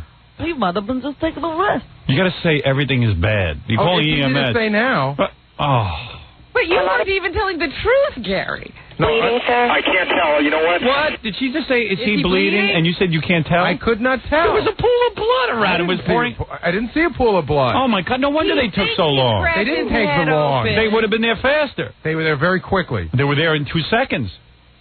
What's that? They would have been there in 1 second if you told them they were bleeding. It's a miracle they showed up. God bless EMS. Thanks, because Gary's giving them all. The way Gary was making it, probably the woman would have said, hey, you know. Bring him to the hospital yourself. Yeah, what's with you guys? He's not bleeding. He's conscious. How can a guy split his head open and not be bleeding? Only in Gary's world. You know, this is a great defense for you. You know, people complain about the EMS service. This is the kind of call they have to decipher. Yeah. If you were an EMS worker, you would assume that everything was not that bad. He cracked his head open and there's no blood. You guys are the biggest... He's conscious. He's a the guy conscious, cracked open head with no blood. I believe he's eating a burger with some ketchup. He's getting another table dance. Howard, I see sliced onions. Is there anything... But if you could drop by here and just take a look for yourself. Is there anything in the world that you and Robin can't do better? Is there anything? Oh, this I definitely could have done better. Then this why I know I could. Then why didn't you? Because I was assisting Fred. Doing what? You were standing on the side. He was making sure that Fred needed me. You already just said you didn't take his heartbeat, you didn't take his pulse, and you didn't feel Excuse Fred me. or anything. Do you know who I am? Howard Stern. That's right. Who are you? Baba Booey. What is your job? What is Baba Booey's job? To make do whatever calls. you want. Right. When we have emergencies, you ought to take care of them. You got to handle yourself in a more brilliant way. I can't imagine that you see a bunch of people crowded around one of your friends and you don't break through to see what's going on. He knew what I saw. Baba Booey. He knew what was going He's on. standing there. First he said He panicked. he walked in and somebody said call 911. No. Then he's telling me he stood there while there was a debate as to whether to call 911. he was there. Gary saw Fred's body. Fred was laying unconscious with a pool of blood. And Gary choked on the phone. Let me explain to you what happened. And thank God the EMS worker was conscious. Through Gary. Thank God the EMS worker was conscious. Would you guys shut up? Can you believe this guy? Am I here? And he saw everything. Am I invisible? He's amazing. I can't believe he did that. Gary saw everything. I remember him standing in the room. I don't think he's conscious, and I don't think he's bleeding. Because he doesn't listen. This is the same thing when I tell him back in the office to do something. What, does he not believe his own eyes? No. Robin, the entire debate took place I don't trust my own vision. You can shut up because you weren't there and you don't know anything. Where is the Gary puppet? Oh, my God. Where is the Gary puppet? I want to talk to him. That's who I'm interested in speaking to. My right-hand man is a panicking dope. Gary puppet? If you think this is bad, you should have heard what my uncle did back in Dallas in 1963. What was that? Hello, Dallas? Mr. JFK is in the car. I think he's car sick. He seems to be conscious, and his wife doesn't seem to be too upset. Is that right? Had a real big beat on the situation. Thank you, Gary Puppet. What is it, Stuttering John? We got one of the paramedics on the phone who was in help with Fred, and he saw Fred's body naked, and he could tell us about Fred's private part. Oh, really? Really? You saw Fred naked? Are you naked? Is that proper? Hey, is that proper medical etiquette? You saw Fred naked? Hello. Hi. Yeah, I wasn't one of the paramedics that actually brought him to the hospital, but I was at the hospital when he was brought there. And I was in the back of the emergency room. I had just finished bringing one of my patients, and the doctor quickly pulled me over to assist him to take him off the devices that he was put on, the collar and the board, and we had to cut his clothes off to further examine him for any other injuries. He's a liar because Fred took his clothes home in a bag. Yeah, what's he talking Nobody cut Fred's clothes off. Yeah, you're lying, aren't you? No. Okay, wait a second. Listen. I'm a little nervous, but I was there. Ask me any questions. Okay, is Fred... I don't know how to say this. No. I'm not going to get into... All right, describe Fred naked. What did you see? Any distinguishing marks? Like birthmarks or anything unusual. Tattoo, anything. Something that would be identifying. He had an earring. All right. Down there? No. And his cut was right on his chin where I put the plastic collar on him. Yeah. But he was basically naked. That's right. He had his underwear on, and that's about it. Oh, so you didn't see his penis. I did, but I don't want to get into that. I just heard Fred, because he's right. You should have... Oh, it's all right. We were giving you permission. We want to make sure it was Fred. Yeah, we want to make sure it was Fred. We want to make sure you know what you're talking about. You saw Fred naked? Absolutely. And what did you see? I saw OJ. Well, what do you... What do you want to know? I mean, Well, tell me what you saw. Was there anything unusual down there? Fred has something unusual about him. If you saw him naked, you could identify Fred. Oh, I know, but I don't think I could... I know what you're getting at. What were we getting at? Whether he was circumcised or uncircumcised? Oh, this guy must have seen. Fred. You know, let me ask you something. That doesn't mean anything. I can tell you, but I'm not. Well, tell me. I can't. Well, we all know. We've said it on the air. Is Fred circumcised or not? I can't. Come on, we all know. But, you know, I got to tell you something. This is my worst nightmare. That cracked your chin? Yep. They would have been calling to say we saw Howard naked. Yeah, and he's right. There's a little nub there. This guy told me that Fred was well endowed. I'm not going to say whether he was circumcised or not, but... Then what'd you call? As far as about the button, he doesn't have to worry about that. About what? About him having a button, he doesn't have to worry about that. Oh, yeah, he's well endowed, huh? Well, in my job, I'm forced to see a lot of body parts. Right. And he doesn't have to worry about that. He's really? well represented. No kidding. Absolutely. You know, I always thought Fred had a small one because... Would you say that Fred is above average? Oh, definitely. Oh, good for you. I always thought Fred was kind of tiny because Fred always is hiding it. Yeah. Like, he's worse than I am. But I think that's because of his circumcised or uncircumcised And I have state. certain things that I have to take care of. What does it right. do, Fred? Oh, that's right. When you're not circumcised, Kind of, well, how, you have to. how do I put this without somebody going insane? You know, you need toilet paper. Dribble. Right. You do dribble. Yes. He really was totally out of it. He's got a fuck.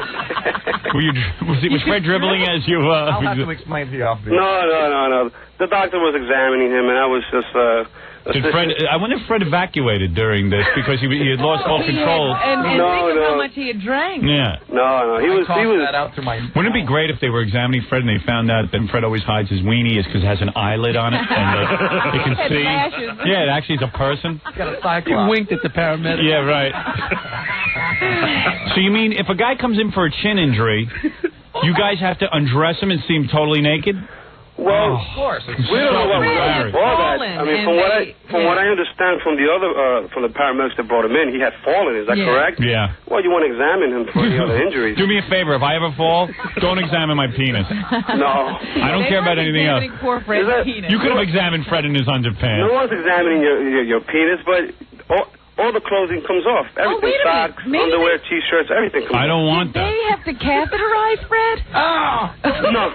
Oh. That hurts just to say it. No. Every guy just crossed his Oh. I hate when I Mama know does Fred that. loves that. Ooh. I see catheter. And I'd be very nervous. I see fully catheter. Yeah, so... Oh, he's turned his radio on. Yeah, right. No, I'm here. All right. So anyway, what you're telling me is when a guy gets a chin injury, he's got to be naked on the table. My worst nightmare. That's just what I thought. Well, when somebody falls and is unconscious. Hey, you guys did a real good job with Fred, though. I got to admit, you guys came real quick. Judging by Gary's idiotic call, you guys should never have shown up. We haven't even heard the rest of the call. Whatever made them come, because Gary said Fred's fault. I have to tell you guys something. You were lucky, the crew that responded to Fred. Yeah. They're like one of the best in the city. Yeah, they were good. Yeah, they're my co-workers, and they were really excellent. So this Fred really got like the best pre-hospital ambulance care that he can get. Hey, what kind of accent you got there? Spanish? Yeah, Spanish. Hey, so did you go through Fred's pockets? Yeah, I want my $20 back. See, I see $20. I don't have an accent. Monte. You don't have an accent? No. Oh, come on. Nervous, that's all. He's got Born and raised in the city, I have no accent. Oh, please. Castro laughs at your accent. Give that Fred Swiss Army knife. What is it? He says he has no accent. I know. He doesn't hear it. He thinks you have an accent. All right, my friend. I Ricardo on the phone. Lucy, I am home from the club. Howard, can I ask you a question? Certainly. Who was the guy with Dominic Barbara? Who was that? His son. That was his son. Oh, he was walking around like he was an FBI agent. I know. He had glasses on, and he was like when your walking father in front of him and opening the door. And when your father pampers you your whole life, you will get a certain FBI attitude. Yeah. All right. Watch him. They both do sort of swagger around. Yes, they do. They're very impressed with themselves. Dominic can't help it.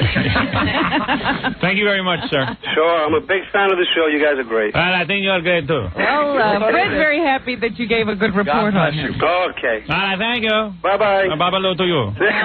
All the women can be said that Fred got married because he's well endowed. Boy, Robin, that's got to kill you, huh? Well, I never knew. Is that the bitterest pill, Robin? Behind that beautiful butt. All right, Gary, let's listen to the rest of your EMS call. I'm shocked by what I'm hearing. I really am shocked because I saw you in the room before you called, and you were there enough and to you could see that he saw Fred. Admit you panicked. No, I'm not admitting I Okay, panicked. fine. There's a bunch of guys around and they sent me and told me to call 911 right away. All right, stand by. He's 60th Street and 2nd Avenue, but he is awake, right? Between 1st and 2nd, I believe he is. Oh, I believe he is. Why would you believe he was? Why would you believe anything? Why do you say you don't know? You could talk to Lonnie. Why couldn't you get some information relayed back to you? Gary, he was awake. I know. Gary should have been. You know what? You know what? When they showed up, they took Gary off on the stretcher. I had a unbelievable. Yeah. But Fred could have made a better phone call. I know. You should put the phone in front of Fred's unconscious mouth. It's amazing how you get everything wrong. And this is, I tell you that this is not the first time. I'm telling you, now I have proof. Thank you. He confuses everything. That's just how he handles my business activities. This is why I'm going nowhere. He's like a soothsayer. Was Fred out immediately? He's like a toothsayer. Was Fred out the second he went down? Was he out immediately? Yes, immediately. He was out. He fainted before he fell. Gary, when he was drunk, he was out. Yeah, but I didn't see him before. I'm telling you, I only know. Oh, you were there with us. There was a pool of blood around that guy. Why would we? Howard, why would we I were lie standing with about you discussing lie to call about a pool of EMS. blood? I said the guy is Why would I laying lie? there Because you always have to act like you know when you don't. Wait a second. Why would I? Instead of saying to them, if you didn't know anything. You should have said, "I don't know what to say." Why would I lie about a pool of blood? Because you always give an answer when you don't know. This is your problem. It's like when I once told. I'll give you a perfect example of Gary. For a while, Gary used to answer my phone, and whenever a reporter would call, they'd say, "We want to speak to Howard." And Gary would say, "Howard is not available. Howard doesn't comment to the newspapers." They'd say, "Well, let me get a comment from you." Gary would say, "No, I don't comment either." "But Gary, what do you think about this?" He said, "Look, this is the way I feel, but I'm not supposed to comment." So finally I gave Gary an order. I said, "Don't comment to the newspapers." 2 days later, Gary is quoted in a newspaper article. Why? Because Gary says, "Well, I tried to tell the guy I don't comment, and when I told him my thoughts, I didn't think he would write them down." He just opens his mouth too much. When you don't know something, you say, "I don't know." You didn't know. You said that Fred was not. So you would say, "I don't know if he's in a pool of blood. I don't know if he's bleeding. I don't know if he's conscious." Why are you making this call? Why wouldn't somebody just say, "I don't know what's happening"? Have somebody else make you that don't call. know anything. Oh, come on. Well, you know, Gary, this is embarrassing. Shut up. You have no clue, as usual. Oh, boy. You are clueless, Robin. I know more about what was going on with Fred, and I wasn't even there. Admit you were mixed up. You were mixed up. Robin knows how to do everything up. better from her perch at home than she does in real life. Oh, come on. You were mixed I up. could have made his informed Then phone you should call. have, Robin. I could have. Robin knew more about Fred's condition than you We did. should have called you, Queenie. I could have said, "I don't know." The Queen. We should have called the Queen. I don't know, just like you did. He was self-conscious about his teeth in front of all the girls. Actually, you lied. There's a din in my headphones. Now, what did you have to say? I said believe. you were probably self-conscious about your teeth in front of all the girls. There were no girls around the phone. Oh, okay. If I made the friend Gary, I would just like to say one thing. He didn't lie.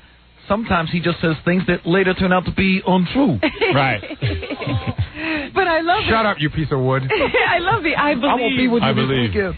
I believe that Fred is conscious. In the Scores Club. Yes. I believe, Okay, we will have an ambulance. Why does he believe if he doesn't know? I believe that he is not bleeding. I believe. Then why are you calling? You guys are jerks. He was in the room. He knew what was going on. I He believe. panicked. He panicked. He won't admit it. Panicked. All right. Yes. That's it. Wow. Stupidity is better to plead, I suppose, than panic. I don't know. You panicked. Congratulations on turning a minute-and-a-half tape into a half-hour bit. Okay. You are a genius. All right, thank you. You are a genius. I'll take the compliment. I must say, you once again have provided me with excellent material. You know what, Gary? Listen to this phone I call and say, believe. "There's nothing here to be embarrassed about." Yeah. No, I said... Gary got the call. Yes, he couldn't wait for me to get it on there because he was like, I handled myself so well. No, Howard, why did you listen to anything? I It's am not true. proud. I said right Hello, up front. operator? I said right up front. Hello, operator. There is red dye by Fred's head. I said right up front that I had only been in the room for a second. That's why I said that. Oh, operator, could you stop and pick me up a burger? I do not believe there's any blood, and Fred is very conscious. Come on, you blew it. I did not blow it. I did the best I could under the circumstances. I totally defend myself, and I say... Why were you calling 911 if Fred wasn't bleeding and Fred was conscious? What? Why were you calling 911? Because he was obviously hurt. That much we knew. He was down on the ground. But why wouldn't she ask you... If I ask you a question, I'm going to ask you a question right now. What position is the moon in right now? I don't know. Ah, you don't know, so you say I don't know. I believe it's in the sky. Now I'm going to ask you another question. Is Fred bleeding? Right now? No. Did you look? I don't have to look. I know. No, you don't know. I don't know. Deductive reasoning. No, that's what you used on the phone to the EMS worker. You deduced wrongly. You just say, I believe. Out of my peripheral vision, I can see that Fred is not bleeding. Practice the sentence. I believe. I don't know. Yeah. That's what you do. You say, I don't know. Or you say, wait a second, let me ask. We were trying to get someone there as quick as possible. How would you get somebody there quick? On the other side of the club. He's not sick. I'm amazed they even showed up. Oh, you guys are crazy. I think maybe they showed up because it was Scores. They want to see some naked girl. He was playing Tooth Knack on the phone. I believe. Tooth Knack. Hello, this is Tooth Knack. You son of a bitch. I believe. You're so lucky we're separated by glass. I am Tooth Knack. Tooth Knack. All I know is... And you too. I cannot believe that phone call. Then don't believe it. I got to hear it again. I have to go. There's a naked girl waiting to come in. Is that right? I hope so. I hope so. That's the only thing that can rescue you. Police 1092 with emergency. Wait, Gary, put on your hat.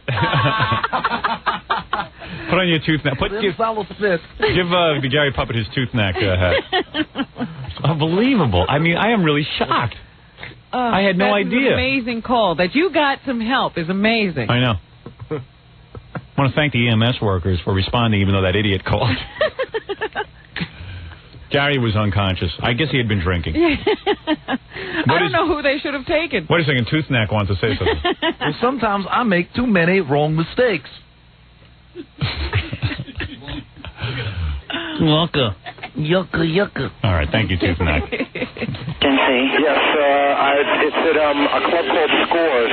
It's on 60th between 1st and 2nd. East 60th Street between 1st Avenue and 2nd Avenue? That's correct. And what's wrong there? Somebody fell down. It looks like they might have cracked their head open. Okay, and this place is called Scores? Scores. Scores? Yeah. Only a woman would need that repeated. Yes. Yeah. She has to repeat that address 50 times. Every guy knows. Every guy has it in his wallet. See, if it was a guy answering the phone, would have been, Scores? Okay, we'll get someone right over. In fact, all he would have had to say was 60th between. They said, Scores? Yeah, fine. We got it. We'll be right there. First floor? Yes. What's the number you're calling from? What's the number here, Lonnie? 42. He has Lonnie there to ask him the number, but he doesn't ask him if Fred's bleeding. 421. Hold on for EMS. Don't hang up the phone. I won't. Okay. Thank God Lonnie was there for the number. EMS 8629. Okay, 8629. I'm 1092. I'm Manhattan calling the line. Thank you. Caller in Manhattan. Is the patient awake and breathing? I think so, yes. Male or female? I think so. But he clearly says he cracked his head open. Yeah. Male. Approximately how old? 35. What happened to him, sir? He fell down, and I think he might have smashed his head open or something. Fall down, go boom. Fall down, go boom. He's got a boo-boo. He has boo-boo, boy. He has a boo-boo. A lot of red stuff by his mouth. I think he was eating M&M's. A lot of bleeding, sir? I can't tell. You know what? There's a bunch of guys around, and they sent me and told me to call 911 right away. All right, stand by. East 60th Street and 2nd Avenue, but he is awake, right? Between 1st and 2nd. I believe he is. He's awake, but I'm not. I think Gary's asleep. I think he thought she said, "Are you awake?" Yeah. You know, there are 5-year-olds who make better 911. Have you ever heard the EMS calls that they play on the news after a 5-year-old kid is home and his father's asleep in the tub and they can't figure it out and the kid's like, yeah, he's unconscious? My father's drowning and his blood pressure is 120/80. But Fred, I don't know. Phone number 421. I can't tell if he's bleeding. There's too much red stuff by his head. Yeah. There's blood on the floor. I can't tell if he's awake or not. His eyes are closed. Club? Yes. Okay, we will have an ambulance here. No, I can't take it anymore because this is hey, Baba Booey Puppet. Repeat after me. Okay. I know nothing. Know nothing. And oftentimes. A lot less. In an emergency. I am worthless. As breasts on a bull. The Lindbergh baby. Will be home any minute. I am celebrating. That today. I have my shoes on. The right feet. All right, very good. Thank you, Wolf. All right. I just want to add one thing. If excuses are the nails used to build a house of failure, then Gary just built a skyscraper. Thank you, Gary Puppet. All right, Gary Puppet making an appearance with his Karnak hat. What is it? Tooth knack. What is it, Southern John? Gary's really mad. Is he upset? He's What's really he saying? Can you believe this? Can you believe this? But who can believe it? Do you believe it? I'm laughing. I'm like, yeah, you got to admit it's funny. I can't believe it. I can't believe this call. Get it on tape for the TV show. I know, I told him. Don't miss a single angry moment. Are you going to put a transcript underneath the call? But seriously, John, am I crazy here? No, because I mean, if he's asking Lonnie for the number, so if you don't know the guy's unconscious, why would you say he's conscious? No, the funniest thing to me is that he said his head's cracked open, but he doesn't know if he's bleeding. Yeah. So how did he know his head was cracked open? I don't know. There's too much blood on the floor. How can someone see through all this thick red stuff? Another chance. Right? Yeah, no, you're right. But I'm sure that when Gary listened to this, he said, I didn't do anything wrong. Do me a favor, run into Gary's office and tell him you just cut your hand off and tape him calling the emergency room. That'd be great. Hello, this is EMS. What is the problem? 600 Madison Avenue. That's a big problem, 600 Madison Avenue. Oh, you mean Tom Chiasano? No, not that problem. A different problem. What's the problem there? All right, listen. The guy got a little nervous, that's all. The guy got a little nervous. I believe... And in Gary's defense, he was terrific at the hospital. I believe he's unconscious. Who is that, Fred? No, our general manager. It's like Gary's making predictions. I believe, but the guy's in the next room. What do you mean, I believe? I believe he is conscious. I see OJ. I believe I see OJ, and he's looking real scared. You need an ambulance? No, but I think Fred might.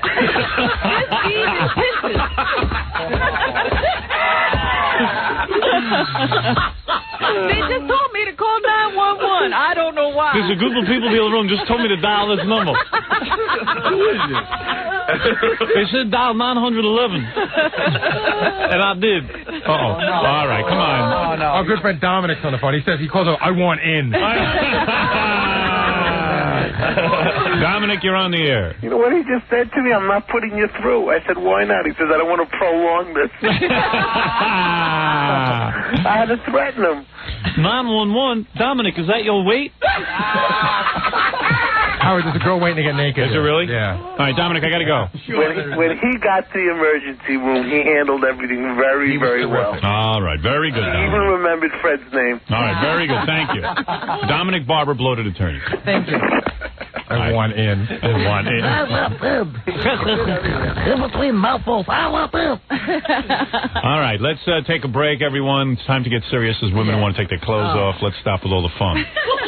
Let's just bring that fun to a halt. If we continue with Gary. Well, after. It's not funny anymore. It's not funny. We played it out. I just want to say one thing. Only one person ever understood me, and even he didn't understand me. There you go. Thank you, Gary. I like how Toothknack wears his Toothknack hat underneath his nose. Ow! I think Toothknack will be on the E! Show tonight, won't he? I think so. Absolutely. Yeah. Robin?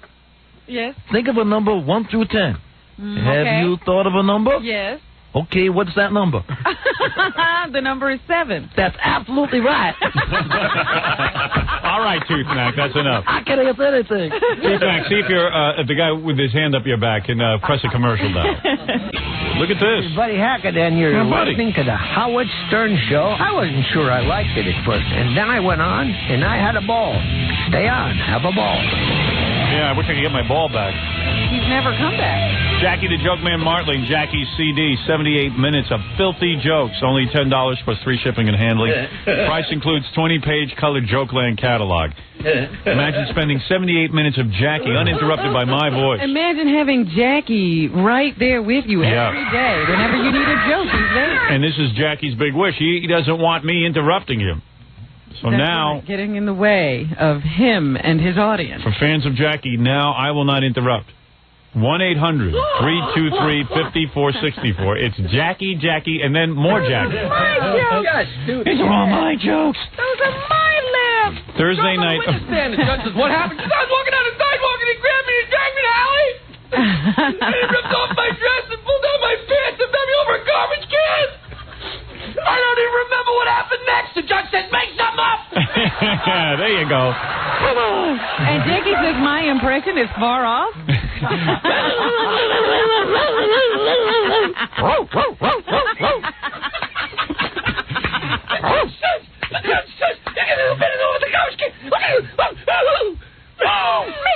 Can we go back to Gary? Oh, make something up. Make something up. Make something up. Justice, make something up. I really missed you, Wes. You know what? Billy, you want to put on a CD that you could sell that's just like, and Jackie's going so fast, all you kind of hear is the punchline somewhere in there. You guys walking down the street. Make bend over the garbage can. Make the justice. Make something up. Make something up. Thursday night, August 25th, is a big show at Rascals Comedy Club where Jackie feels most comfortable. Yes, it's home. All of a sudden, justice. Bend over the dress. Guys wearing the dress. Make something up. Make something up. Make something up.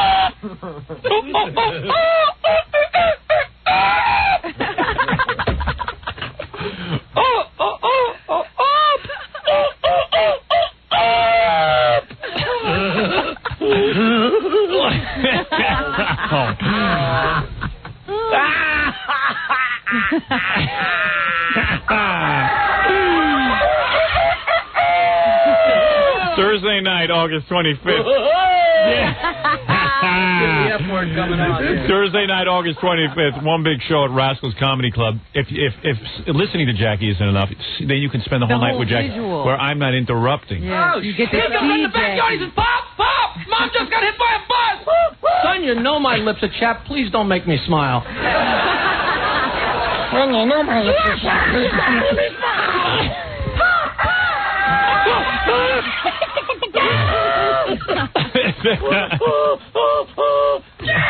Thursday night, August 25th, big show at Rascals Comedy Club in West Orange, New Jersey. For info and raunchy jokes, call 516-9229 and get in on the fun. Okay. You can't do that one. All right. I could go on with this all day, but there's a girl waiting to get naked. This girl called us yesterday. Oh, shut up, Jackie. This girl called us yesterday. And she was at Woodstock with her boyfriend, and her boyfriend... Oh, is this the girl? This boyfriend said it would really make his day if he could show his girlfriend to us. Well, he's a big, big fan. Yeah. All right, let's bring them in. Oh, yeah. All right. Okay. Hey, she's cute. What's that, little belly button ring? Belly button ring. Wow. Hey, that's your girlfriend, huh? Hey, you're not a bad-looking guy. Right on. Thank you. Hey, cool. We say that to all the guys who bring their girlfriends up to get Let naked. me take a look at him. Gary's in the way. Yeah. Did you get naked at Woodstock? I took off my top. Oh, did you? Yeah. Were you on pay-per-view, do you know? Oh, I don't think so. Really? No, it was at night. I don't think there were any cameras around. Where were you guys during the whole concert? We were about halfway back when Nine Inch Nails was on. That's when we split because the mud people kept throwing mud on us. Oh. That we just watched people urinate in. Yeah. Really? Yeah. Did you guys shower since Woodstock or what? Are they smelly? You smell a little... Are they? Is that you? I don't know what you're talking about. All right. Your girlfriend does. Angela, is that him? Does Tom smell a little bit? That's him. Yeah. What happened, man? I guess I'm just really nervous. I'm unsure, okay? Yeah, well, what it is you're a big fan of the show, and you're all uptight being here, right? He told me that I have to pull this over here. He told me that. Does he really smell that bad? Yeah, he told me that that he's allergic to body deodorant. Oh, is that right? It makes me break out. Yeah, well, And soap. You know what, man? If I was you, I'd put it on anyway. Seriously. It really itches way too bad, man. I can't. I'm always, if you ever watch me on TV, I'm always scratching under my arm. Haven't you heard of those natural I don't want to deodorants, smell. like I tried. We tried that this morning. I guess it didn't work. That's what he used this morning, because that's what I used. You're supposed to wet it. Yeah, your stink makes me break out. Now I got a rash. I was waiting for that. No, but so you can't use deodorant, huh? No. Hoo-ah. Hoo-ah. So this happens to you all the time, and he really reeks? Evidently, yeah. Well, No, it's not that bad. you're the first ones to be this honest with me about it. So. Hey, listen, that's our whole gig. We're very honest with people, except with ourselves. Well, I can't smell you. You look fine to me. Thank you. Well, your girlfriend must really love you. She does. You know what I mean? I'll be searching for new deodorants today. Yeah, man, go for it. Get over that whole thing. That's all psychological that you're allergic to deodorant. You know what I mean, Well, dude? Hey, do you shave under your arms? No. That's what I do. No. Yeah, so what? I don't care. So let guys think I'm a homo. I don't care. You think that'll help him? Either that or put glue under his arms and glue his arms down so no one can get the whip. No, what I'm saying, though, let me see. Lift up your arm for a second. Let me see. I've talked to her about shaving all my body hair, and she doesn't want me to. What do you got? You got hair in your chest? Yeah. I regularly shave down. I am not shaved right now. All right, I didn't want to You see didn't it. have a lot of hair, though. What's the matter with you? Exhibitions. Yeah, you're not bad. You don't have a lot of body hair. I got hair. I got a whole crop of this crap. But you keep that groomed. Oh, yeah, I shave it right down. Right off. That's all. I always groom myself. Sure, I want to look nice. Listen, I got to maintain my image. That's right. You can't be some hairy old guy. Yeah, so anyway, so you guys went to Woodstock. Where are you from? L.A. Oh, from L.A. You flew in and everything? And Yeah. wasn't it disgusting? Yeah. It was. You should have watched it on TV like I did. I should have listened to you. Just tape it and then fast forward through all the bad bands. And there was a lot of bad ones, wasn't there? We only saw 3. It was so bad. You couldn't even get into the North Stage to see anything. Anything good. We spent the whole Sunday day just trying to get out of there. And, you couldn't even get close because if you did, your girlfriend would have been raped or something, right? Well, no, I was taking care of her. I had rain gear on. It was just the mud was what grossed her out because, like I said, there were... And did you see those mud people? They were, eating mud and... There was a guy, I was watching MTV News last night. Who ate mud? Yeah, not only did he eat mud, but there was one guy who's like this. He said any scavenger who didn't come to Woodstock had just missed the best scavenging weekend of their lives. Oh, really? And he was totally crusted and covered in mud still. Yeah. And was loving it. And he said, I've been eating out of the trash all weekend. And he says, I just scored these cookies out of the trash. And you can see him. He was stuffing the stuff in his mouth. Yeah, during the Metallica set, and I was watching all the metalheads, banging into each other and, sort of devil signing and everything. And I just said, man, this is what hell's going to be like. It was hell. Yeah. Definitely. Metallica was good, though, man. They were really good. But, some of the people just... make it disgusting. We were talking to some of the medical people out there, and they were saying during Rollins' band that somebody got their neck cracked broken. or something. Yeah. Well, that was happening a lot. Yeah. Because that guy's jumping around? Well, the guy gets you crazy. He's like, do your Rollins band impression. I'm a liar! You listen to me, you idiot! Ha! And he's like, he's like one of those hyperactive guys who the lead singer in the Rollins band is so hyperactive. I mean, I wish in a way I was like this. If this guy's on stage and he's like, if I did that a long time, my back would hurt and stuff, and I'd be in the hospital for a month. He can move around and jump around, and and nothing goes wrong. We saw him in L.A. Me, if I do, I went bicycle riding yesterday. I'm riding along. All of a sudden, I hear, I go, okay, I ran over something. I look at my tire. My tire's completely dead. And there's these 3 staples in my tire. Oh. So I go to pull the staple out, right? Uh-huh. And I cut my finger on the staple. So now I'm going, I have tetanus. I know I'm going to get tetanus. Immediately, yeah. Now I'm looking at the staples. Locking up. I'm looking at the staples and I'm going, but they don't look rusted or anything. They're clean. It's like they fell off a truck or something. Mm-hmm. So I start freaking. This comes from my mother doing this to me my whole life. Because she would always say, "Did you cut your hand? I told you not to go bicycle riding. Don't touch those staples. You'll hurt yourself. Don't touch those staples. Because if you touch staples, you're going to get the rust in your hand. What's that rollerblading? Fat. You don't need that. Well, at least with rollerblading, you don't get staples in your tire. Your father and I don't rollerblade. What do you need that for? What do you need that for? Shut up! Get that voice out of my head. So what did you do after you touched the staples and cut your hand? Well, I started panicking because it was a little tiny puncture. You see, it was like that big. So and now, you weren't even bleeding or anything? No, I was bleeding. But, I mean, I was bleeding like a drop of blood. And so right away my mother's voice is, what do you need bike? Why don't you just do what your father and I do, knit on the toilet bowl? So thank God it wasn't my masturbation hand, because that would have been a real mess. That would have put a damper on the evening. So That's right. So the whole time I'm going home, I go, I'm going to leave so now I'm... I don't even know why you couldn't fix that tire. No, I wheeled it.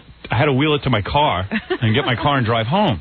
So I'm wheeling my bike, and when I get when I get to the car, I go, I better leave the staples in the car so my wife can look them over to make sure I'm not going to get tetanus, so she can see that it's not rusted. Now I'm like in a total panic. This is why I can't even do any physical activity. You see what happens to me? But I can't. Now you gotta let your wife see. Yeah. Oh. Because she has to convince me that I'm not going to get tetanus. Because right away I'm going, maybe I should go to a doctor. And I just said, this is ridiculous. You are pitiful. I know if this guy here with the girlfriend, if he cut open his whole hand. A rusty nail while I was out there. I got my tetanus and my MMR shots before I came out here. Did you really? Oh, Jesus. What's MMR?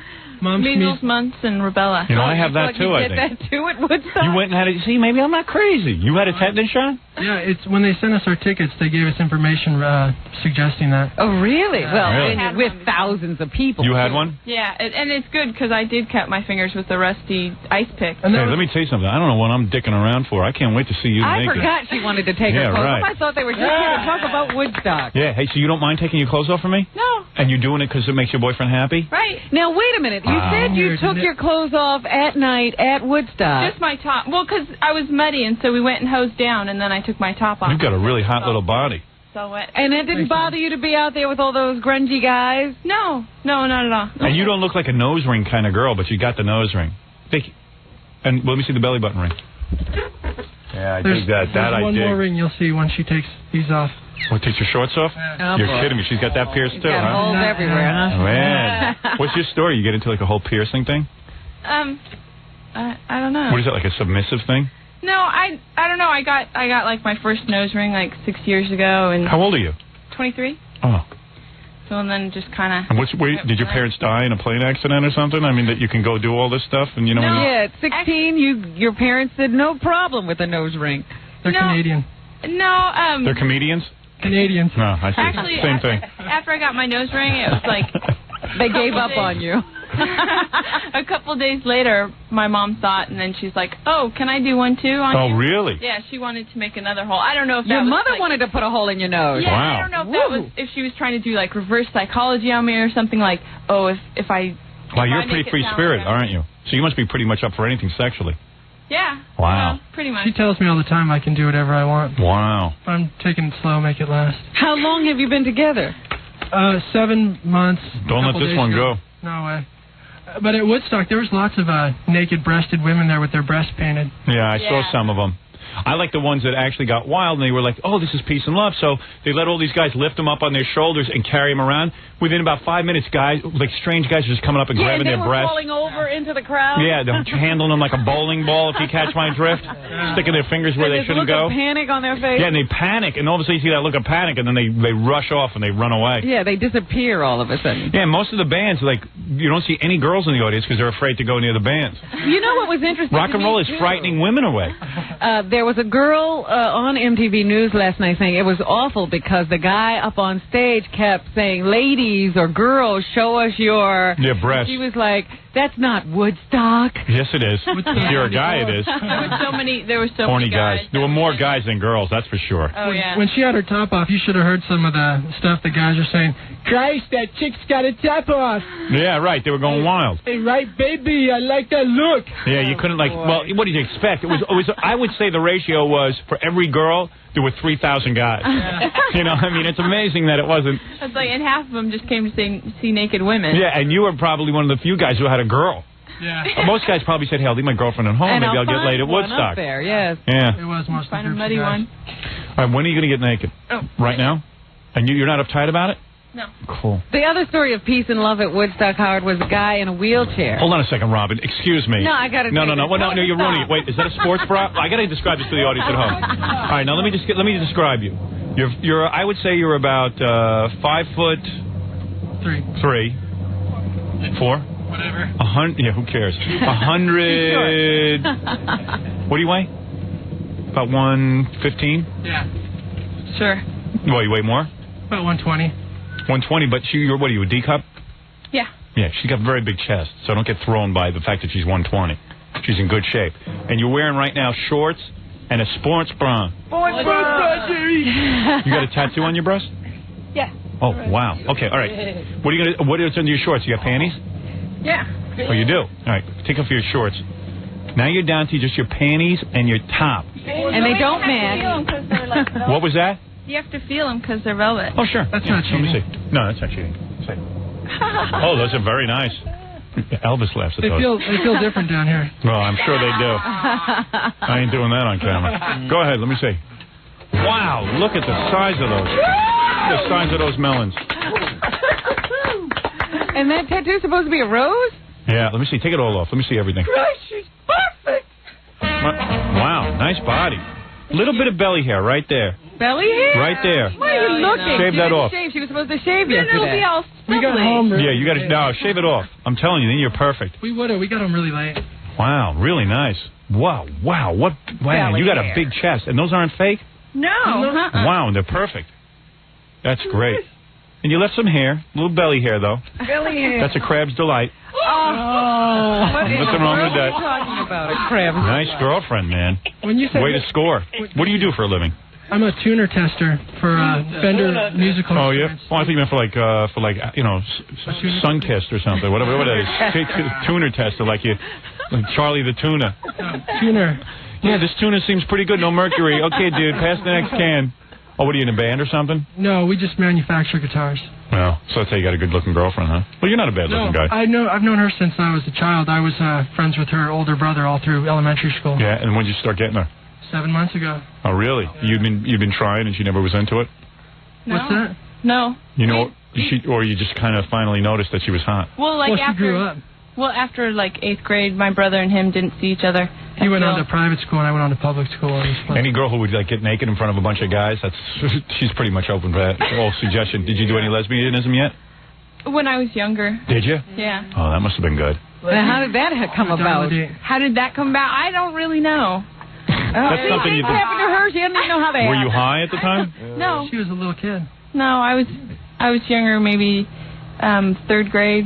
3rd grade? You had lesbianism in the 3rd grade? Yeah, Cool. with 2 different Girls? regular people. Well, what do you mean regular? Were you this developed in 3rd grade? No. Like Well, don't mention any names, 2 but... different people that I'd go over to their house regularly. Like other kids? Right. So how did it happen? Like, let me get this straight. So you were wearing like a mini skirt and My uniform. 3rd grade. How old are you in the 3rd grade? I'm like 8, 9. So the last time you had lesbianism was when you were 8? 9. I was. Really? Yeah. So you were an early starter. So what happened? You went over there and you would what would happen?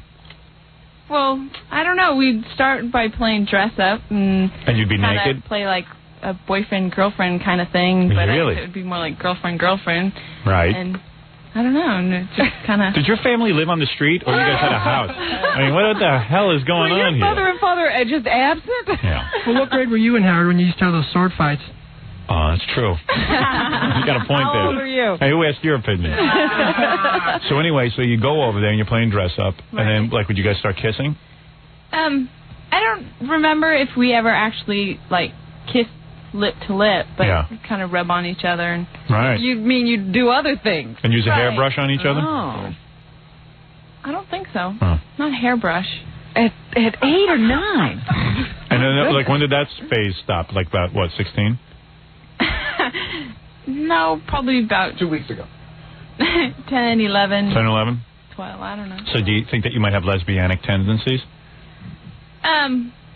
You'd probably like to try it with another girl. Maybe we should have a lesbian dial date. Have you discussed that with her yet? Oh, yeah, we talked about it. So you're going to end up in bed with 2 girls, aren't you? Well, if that's what she decides. Yeah. You're not a homo, are you? Are you high? All right, there you go. Well, hey, man, I hope you're happy. You wanted us to see your girlfriend naked, right? I wanted to get in here. Yeah. Now, does her brother know that? Right, well, she's great. Does her brother know that this is what he's doing with his sister? Oh, yeah, my family loves him. Oh, yeah? Yeah. It's great. Amazing. Good guy, man. I'm an honest guy. I'm just a working stiff with a week off. Thought we'd come to New York. Yeah, your girlfriend's hot, man. Thank you. You know guys try to hit on her the whole time? No. Really? Not at all. You stayed around her pretty much. Oh, yeah. We didn't separate at all. If any guys hit on her, you know how to beat the crap out of them, right? Well, can you handle yourself? I don't think it would come to that.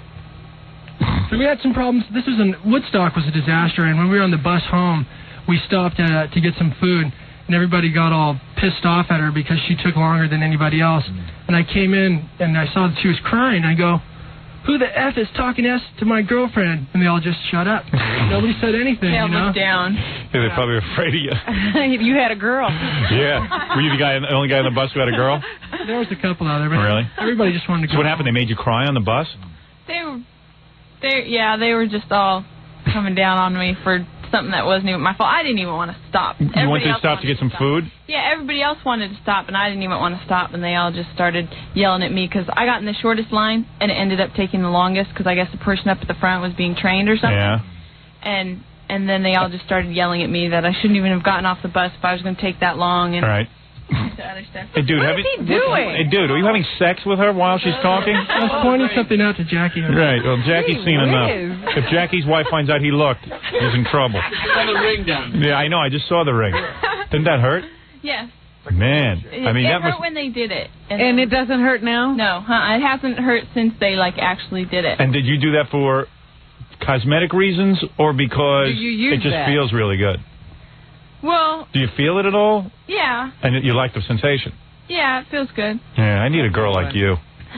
You can have her if you want. Really? You would I could even have sex do with your that. You'd girlfriend? let him have sex with her. And you know I'm clean. I wouldn't mess her up. You want us to bank her, or anything you want, man? Let me ask how far this goes. Could Jackie or Fred have her, too? Of course. Oh, boy. You're a good man. Hey, free love. You wouldn't mind making love to me, would you? I'm not so bad. You're not so bad. Yeah, I'm a good guy. Just so you could say that you did it with Howard Stern. That's right. You sure you would? So if I come over to your room later, you'll do me? Sure. All right. Even Baba Booey? No, she wouldn't do Baba. You wouldn't do Baba Booey, would you? I got to smell Gary's phone before I leave her. Yeah, you'll get a chance to do that. You let us see your girlfriend naked, so that's cool. Thank you very much. All right. You put your clothes on. I got to go to commercials. She's disappointed. She likes being naked in here. Yeah, she hasn't even reached for any garment. Yeah, right. She got naked and plopped herself down in that chair. She's very happy. You would actually have sex with Gary? Bowie. Sure, why not? You would? Oh, my. Really? Are you just saying that? It's like an afterthought now. Yeah. All right. I'm not sure I'd be with her. You know, now that Gary was talking next to me, I don't think that was my underarms. I think that was his breath. Hey, what age did your chest start developing? It started early, like fourth grade. Yeah, it had to catch up with your sexual development. Yeah. But I was a B cup until I turned 20, and then I went up 2 sizes in 2 months. Isn't that amazing, Robin? You know those you- growth spurts, Howard. You had your growth spurt all at once, right? By 14, Yeah, you were it D seems cup. to happen sort of overnight, too, yeah. Isn't talking about breasts great and how they develop? And I think they're kind of, I think they're Perfect. going up again. Are they really? Right, because I went the other day to try on a D cup bra, and it didn't fit. You know what they ought to do with you?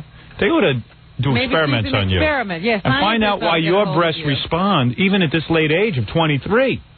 I can't think of Who anyone knows better to when do they that than you, stop? Howard. Wouldn't that be a cool movie? Like, you remember the story about the 50-foot woman? Right. Like, she kept growing? Yeah, they had to study her growth. Yeah, what if her breasts keep growing to 50 feet? But Robin's breasts shot out like popcorn. Wow. They were just like, pop, boom, and they were there. It was almost overnight. She was so exhausted she couldn't get out of bed for 2 years. When I met her 7 months ago, she was a 36C. Really? So you must be amazed. You feel you had something to do with it or something. Yeah, maybe it has something to do with you. No, I'm not questioning it. I'm just enjoying it. Hey, good for you, pal. We wish we were enjoying it, too. Well, you are. This is about as much enjoyment as you Yeah, can. this is all the enjoyment I'm allowed to have. Well, if I wasn't married, I'd come over and have some sex with All you, right. but unfortunately I can't. At least I can't admit it here.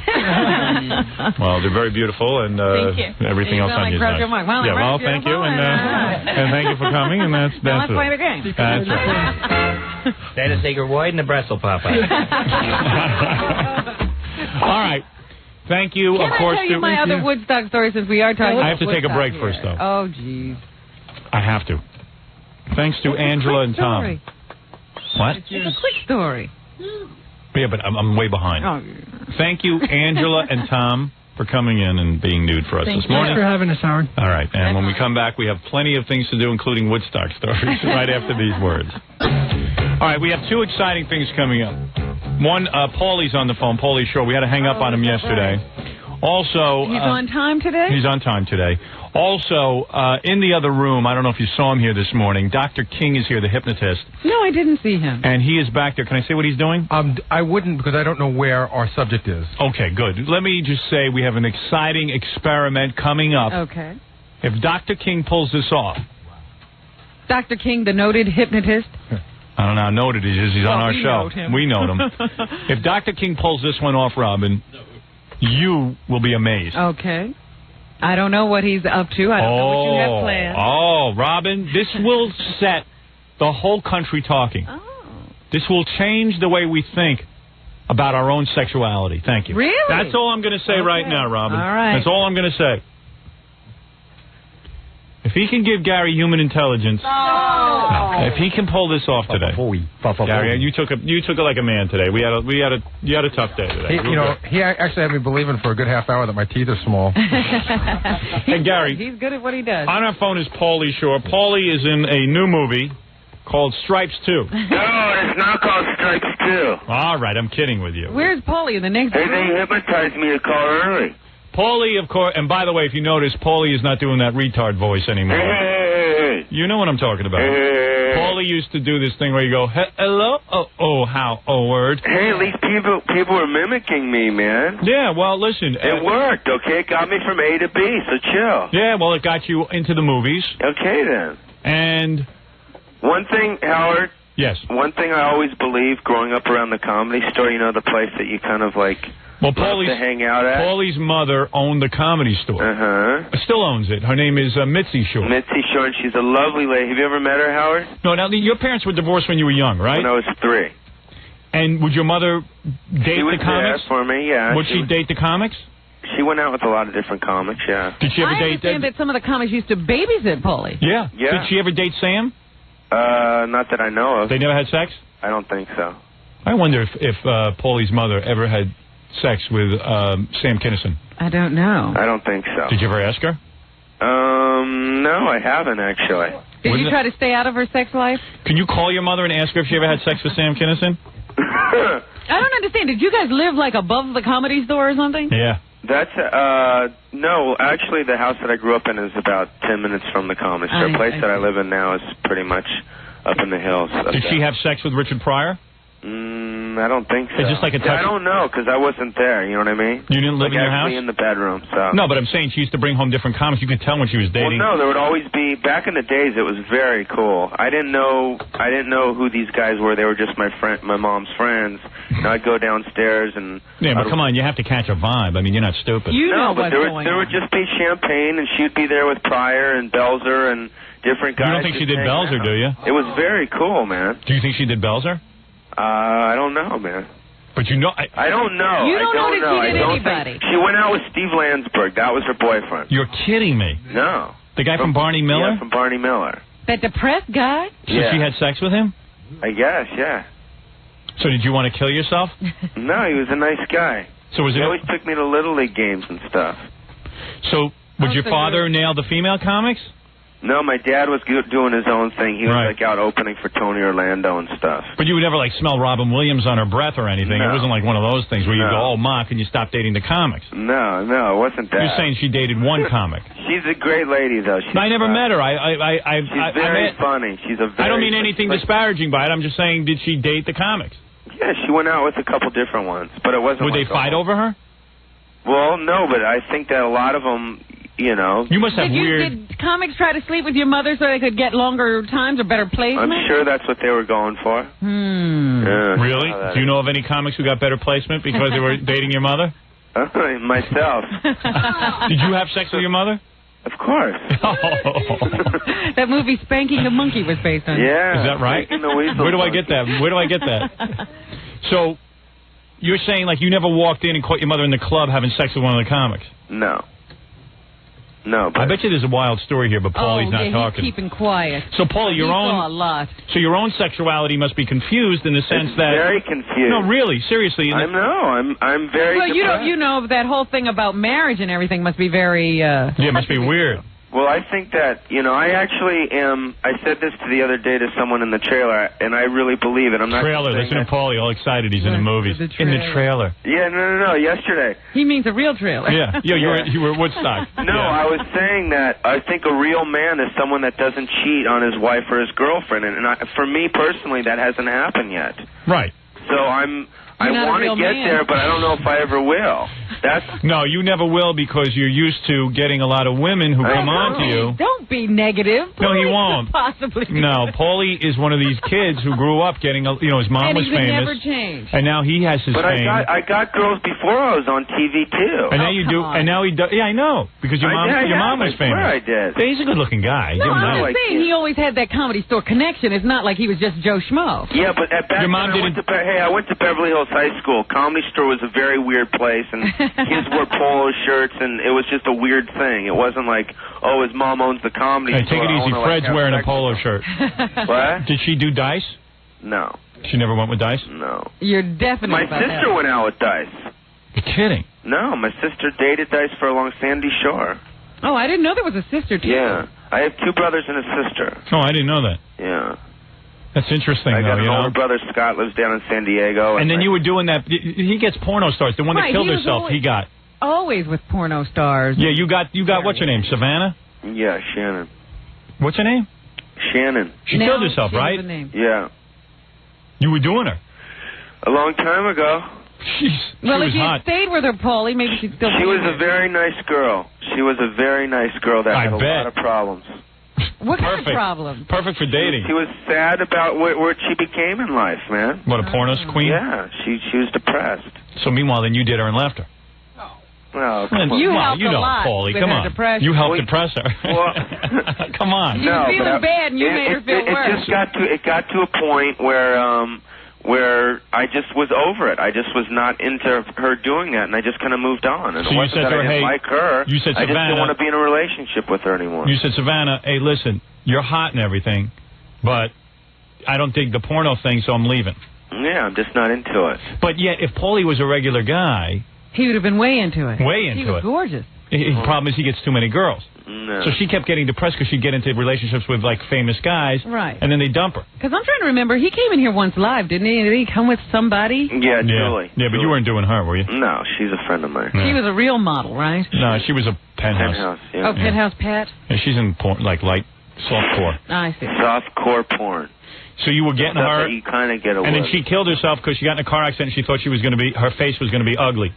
Yeah. So she killed herself. Did you go to Right there at the scene of the accident. Yeah, did you go to She actually drove her car up to her little house up there, and she looked in the mirror, and she was going to do it anyways. Right. You know, she was very, very depressed with her reality, and she just was an unhappy girl. Man, can you imagine a good piece of ass like that wasting herself? Howard. That's crazy. That's not a way to look at a human being. We could have found I could have found her tons of guys who would have supported her. You look like Paulie.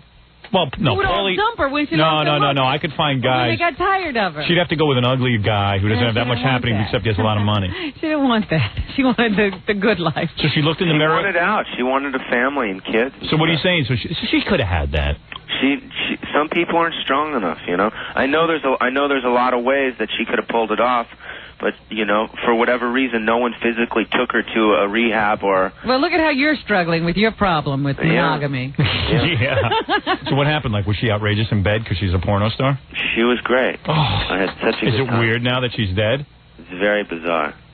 You had a dead You woman. sit there and think about that? I had a dead woman. Yeah. As close to necrophilia as you Really? could. Don't you think about that? Howard, it is the most bizarre experience of my life. I know. I have a dead woman at home. Allison hasn't moved in a couple of weeks. Hey. I don't know. Ask Baba Booey. Is she unconscious or is she dead? Allison's been unconscious for the last 3 weeks.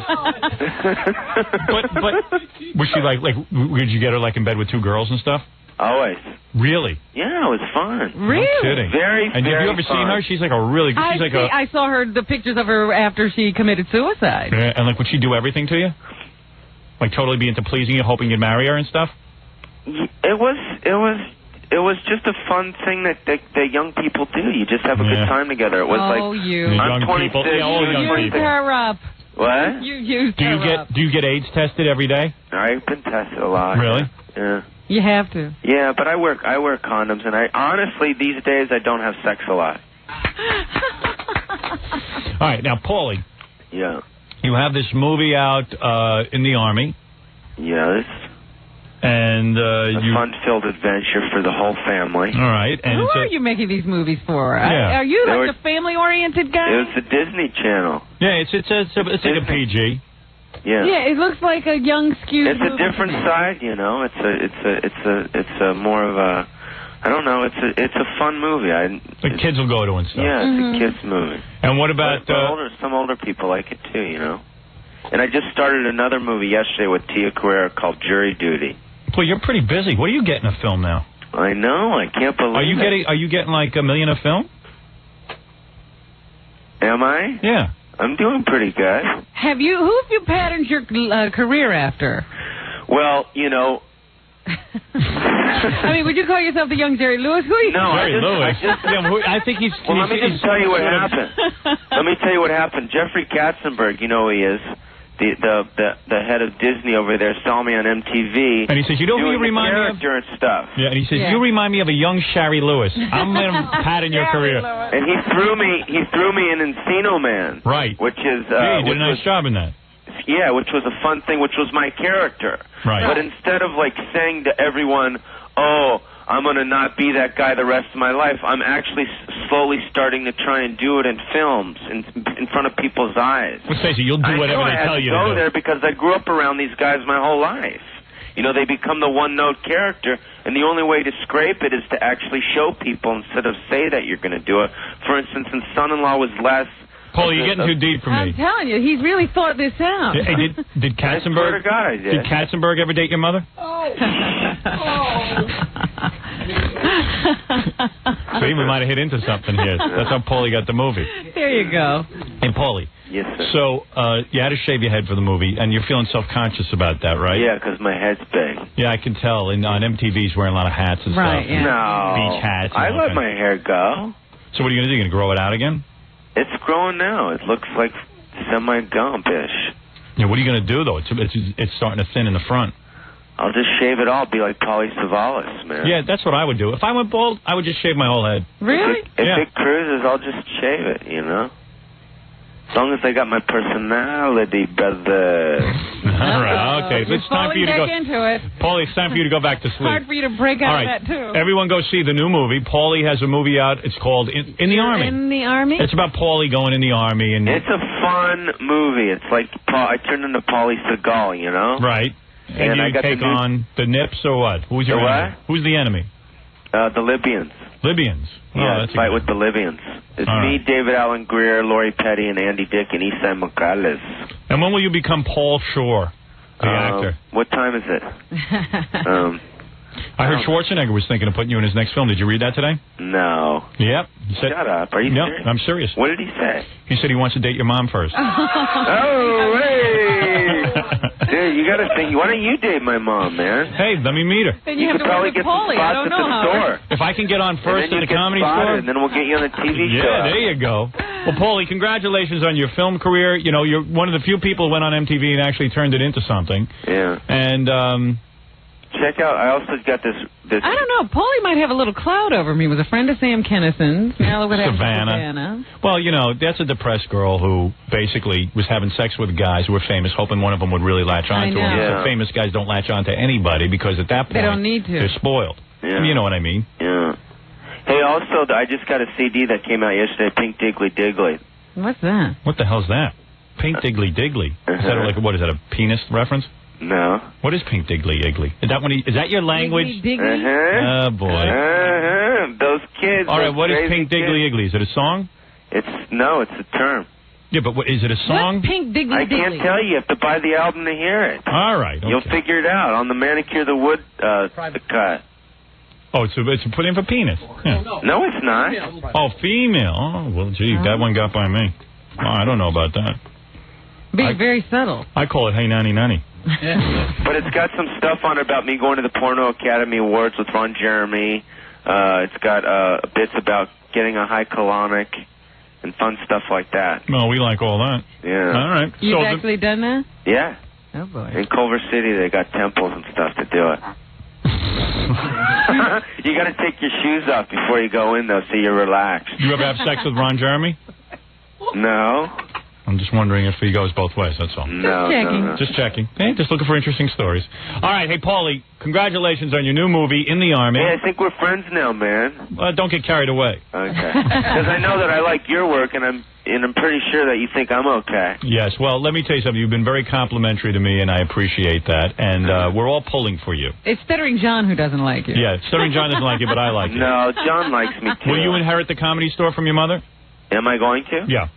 Well, she's going to live like Walt Disney, so she'll always be around. Do you get over $1 million? Frozen. Do you get over $1 million a film, really? I don't know, man. Do you? You don't know what you get a film? I do okay. I mean, I can find out. How much do you get to do E channel? $12 million. 12 million? That's right. Well, I don't get that much. Well, I'm on every night. Better than me, right? Exactly. All right. Well, the number of films he's put out now, wouldn't you say he's probably in that range? Did your mom ever date Wayne and Schuster? Oh. All right, Pauly. I gotta go. All right, Pauly. Have fun in Hawaii. Okay. All right, Pauly Shore, everyone, in the new movie In the Army. Thanks, Pauly. All right. There you go. There's an interview for you. He managed to get up on time. He gets his interview. You get up on time, you're on the show. Yesterday, you called in late. I hung up on him. You're getting very, very showbiz, though. Yes. You used to just hang up on people. Yeah. Now you call and apologize. Yeah. I felt real bad for the guy. The guy wakes up to come on the show. We book him on the show. I get him on the phone, and I go, did you call in late? Yeah. But I tried to explain. Click.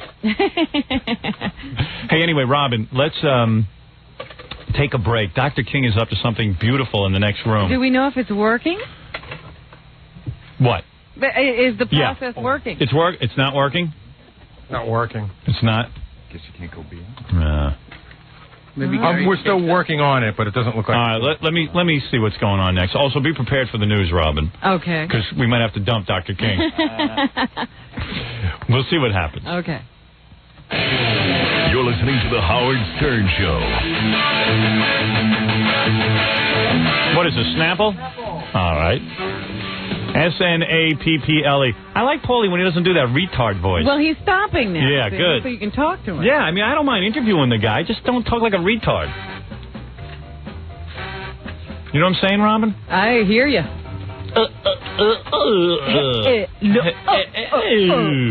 Making, 2-syllable words, 17 syllables. Man, just talk like a regular guy. I'm interested in your life.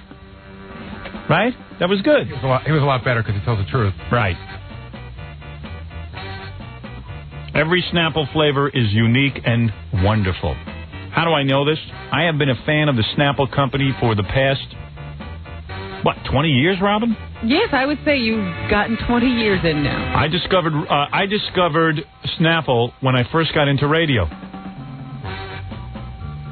My first professional job. I was sitting there. I was on the air. It must have been 2 months in, and one of the guys came to me and said, try this. And it was a clear liquid he gave you. Clear liquid. Were you afraid to try it? Well, I tried it, then you know what it was. It was very embarrassing. It's a homosexual thing, and I had to quickly swig it down with some Snapple. That's how I discovered Snapple. I had to kill the taste. I thought it was the Snapple he gave. No, I'd never been with a guy before, and I didn't know, and I was experimental. And No. What happened was, he says, here, try this. It was clear liquid. And I got to tell you something. I drank. I said, this is root beer. The guy goes, yeah. But I said, it's white. How can that be? Where's the brown? Yeah, I mean, it tastes so good. He says, that's artificial coloring you've been drinking all those years. This is healthy. It's good for you, for your kids, for anybody. It's good for you, and it tastes great. I wonder if you can still pull that trick on people, or does everybody know now that root beer doesn't have to have a color? I pulled that trick on someone very naive yesterday. Yeah? Fred, and it worked. All right? And he's had Snapple before. Yeah. Hey, you know what's best about Snapple? And I really think some of our black friends should know about this. Snapple can make black people white. I've been drinking Snapple. It doesn't work. What were you drinking? Which flavor? What were you drinking? I was drinking the iced tea. No, that won't make you white. That doesn't work? No. What do you have to drink? You could dream all day about being White Robin, and that won't turn you white. No, I'll take... You know what it is? Try all the flavors, and you'll see which one. It happens right away? Made from the best stuff on That's earth. what Michael Jackson did. Hold it. There's a run on Snapple. You can no longer find it anywhere. Are you saying that black people want to be white? I think a lot of black people do, only because it would be easier. Terrible. All right, let's take a break. Let's not get into that now, Rob. Let's get into that after the commercial. We're back with the Howard Stern Show. All right, Gary tells me, let's get ready to do news, because Gary tells me that Dr. King was trying to do something back there. Not that he can't do it, but Gay Rich wasn't a good subject. Gay Rich, as you know, what we did is we took him under. Mm-hmm. Dr. King, the expert hypnotist, took him under. And he got him under. Got him under. Had him doing all kinds of weird stuff. Had him quit smoking. Had him quit smoking. Yeah. I didn't even know he smoked. Me neither. Maybe that's why he quit. Pretty easy. No, he goes and hides when he smokes. Oh, I didn't know that. Had him quit doing all that stuff, but couldn't get him to quit smoking one thing. Well, you know, when you do that, why... you don't want to live a long time. Right. The cameraman told me, because we were, videotaping all this, and I guess some feelings just go so deep you can't change them, but he said that Dr. King had him under, and he said, I want you to listen to me for about the next 20 minutes. I want to change some feelings in you. I'm going to change your feelings about women. And the cameraman said the second the word women came out, Rich, woke up. Wow. Oh, you're kidding. Boom. No way you're touching those feelings. Man. But Dr. King says he can hypnotize, gay guys to like women. He says he's done it before. Yeah. We saw him take a straight guy and make him gay. Yeah, we saw that. Dr. King said, no problem. If anybody out there wants to become gay, if you're having trouble coping with your heterosexuality. Maybe straight people do have something to fear. It seems to be easier to do that. Yeah. If you're a gay person straight. If you're in the fashion industry and you're a heterosexual and you're not going anywhere and you'd like to become gay. It's holding you back. Yeah. What is it, Gay Rich? It is so not possible. First of all, let me tell you something. You were so under. Mm-hmm. You were doing everything. You don't even remember what you did, do you? Yeah, tell him what he was doing, Gary. Did you know that when Dr. King told you to quit smoking, that he told you that there was smoke in your face and that there was so much smoke it was making you sick, you started to cough, and you had to run back and get a drink of water. But there was no smoke. Did you know any of that? No, I didn't. Yeah, see, I'm telling you, you were doing a lot of stuff you didn't know. Wow, that's interesting. Yeah, but you can't. You are so gay. You are so gay. It might be in your genes. It totally isn't. You don't want to know what's in his genes. I think he had a rough night last night. Robin, I put on new underwear for you and everything. Is that right? Why would you put on underwear for me? Well, because I know you really want me. Oh. You are gay squared. Gay Rich is so gay. I said I'm going to start taking lessons from Gay Rich. Robin, Gay Rich is so gay. He is flirting constantly. There's a new guy. Well, that's what I'm about to tell you. He's got a crush on. Wait, yeah, can I just say Gary, Gay Rich is so gay. How gay? How gay is he? Okay, that's what I'm looking for. Yeah, that's what I was looking for. Anyway, there's this guy from E! Our television show, who's a technician. Yeah. And Gay Rich has been begging him to take his shirt off, and you're really in love with that guy, right? Oh, God. Just one last thing before I leave. Are you leaving? It's bordering on harassment. Yeah, you can't sexually harass the guy. If Rich was straight and the guy was a girl, we'd be in trouble. That's right. Come on, sit down. Well, if he was any kind of a boss, he'd be in trouble already. Yeah, what? Now, that's why Gay Rich you're not gay, though, right? Not at all. All right, and you get hit on by a lot of gay guys because you're a good-looking guy. Well, I was told I was stared at. But. Yeah, you got a military thing going, a military right? And does Gay Rich bother you a lot? Everywhere I've turned, he's been. Really? Yeah. And he is so not embarrassed. What if to just come on to people? But the guy's straight. Straight schmate. Cool. You don't believe he's straight? No, I do believe that he's straight, but I definitely, you are, delicious and beautiful, and so, come on. Robin, have you noticed him before?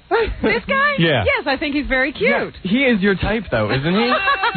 What is my type? I think, but you like the manly man, the beefy, the delicious, the macho. Right. Are you getting gayer as this conversation continues? You are out of control. I've never seen someone so gay. He is dreamy. I'm telling you. If this was, let me just tell you something. What? If this wasn't a radio show, Gay Rich would have had his ass kicked already 2 days ago. Absolutely. Because I noticed how he just let it slide off his back. I guess that Rich has been harassing him so much he doesn't even notice it anymore. Has Gay Rich really, like, what does he do to you? I think you follow me around, because everywhere I've gone, I go to the back, talk to Ganji, you're there. Go in the bathroom, you're there. Is that true? Are you following him? Yeah, but not with the Ganji thing or anything like that. I mean, yeah, definitely. I had no idea. And what have you thought about him in your dreams? Yeah. But was there an invasion, or were you doing the invasion? The past couple of days. Has it really gotten bad? Because Gay Rich is leaving soon, so. Well, see, the thing is that I had no idea that you knew, and then when I found out, and because I was always afraid to come up and talk to you because I thought you would, like, kill me or something. So when I found out that you knew and you were still friendly with me and stuff, I was like, oh, well, cool. So you take that as a come on, he wants well, he's just a nice guy who doesn't want to, offend you, and he's... Rick's not bashing his love. Yeah. Right. Yeah, if a guy doesn't beat him up, then it's like... It's a go. He's gay. But you know what, the guys in the back were telling me that, we have the high 8 camera that roams the halls. Yeah. They said they have, like, easily 40 minutes of Rich talking to him on camera. Oh, really? Boy. Well, we'll have to do a whole show of that. Well, in fact, why don't we just roll the tape now? I walk into the office this morning just to ask a question, and he comes into the... I don't know your name. Eric. Eric comes into the... Eric the Swede. Eric comes into the office to use the microwave, and in the middle of a sentence, Gay Rich just stops talking to me. He goes, "Hi, Dreamboat." Hey, Rich, you want us to hold Eric down, and then you can jump on top of him? What is it? Yeah, I bet him that if we blindfolded him, and there was a girl and a guy, he couldn't tell the difference between the oral status. That's all right, yes. Between you and a girl. Yeah. Well, let me ask you, why would he want to know that? And that's just to get him to do it. Yeah, right. I bet. If the bet is on, then okay. And would you mind being blindfolded and pulling your pants down right now, Eric? What is it stuttering, John? Eric's girlfriend's on the phone, and I have to tell Rich to stop. Stop the harassment? Oh, listen up, girl. Rich has been begging Eric to take his shirt off and to let him feel his muscles. He's dying. He flexed for me. Did he really? Yeah. Yes, he did. When? Yeah, you did. Yesterday, in the hallway. I did not. Sure you did. Stop. I bet you, hey, Eric, if he works on you long enough, maybe he'll get you. He'll break you down. He'll break you down. He's already got you to flex. You totally flexed for me, and you showed me your tattoo, and then you pulled down your shirt. He's teasing me. I showed you. That was what? Flex. Your first fight. Oh, flexing me. This is your first fight, you two. Is that right? What was that? What did you say, Eric? I didn't hear what you said. You didn't flex for him? No, I didn't flex for him. What happened? He asked me to see my tattoo. All right, where is your tattoo? It's on my arm. Okay, yeah, let me see. All right, yeah, okay. Stop it. What is, I mean, he sees any kind of skin, he starts going crazy. Man, you're a horny homosexual. Yeah, go ahead. You showed him the tattoo. Yeah, and now he's saying I flexed for him. I didn't flex. In the hallway, you showed me your tattoo in the office, and then we were out in the hallway, and you flexed for me. Do what you're saying I did. What do you think I did? What do you mean? Just show him what you did. That's not. I wasn't flexing. I just showed you that. Isn't that flexing when you flex your bicep? Eric, that might be flexing. I don't know. Or maybe he was scratching his arm and he just had to bend it. No, Robin. Robin, I think you're a little jealous. You two do make a nice couple. I'll tell you that. Ridiculous with all these boys around here. You two make a nice couple. You're a very handsome couple. I'll tell you that.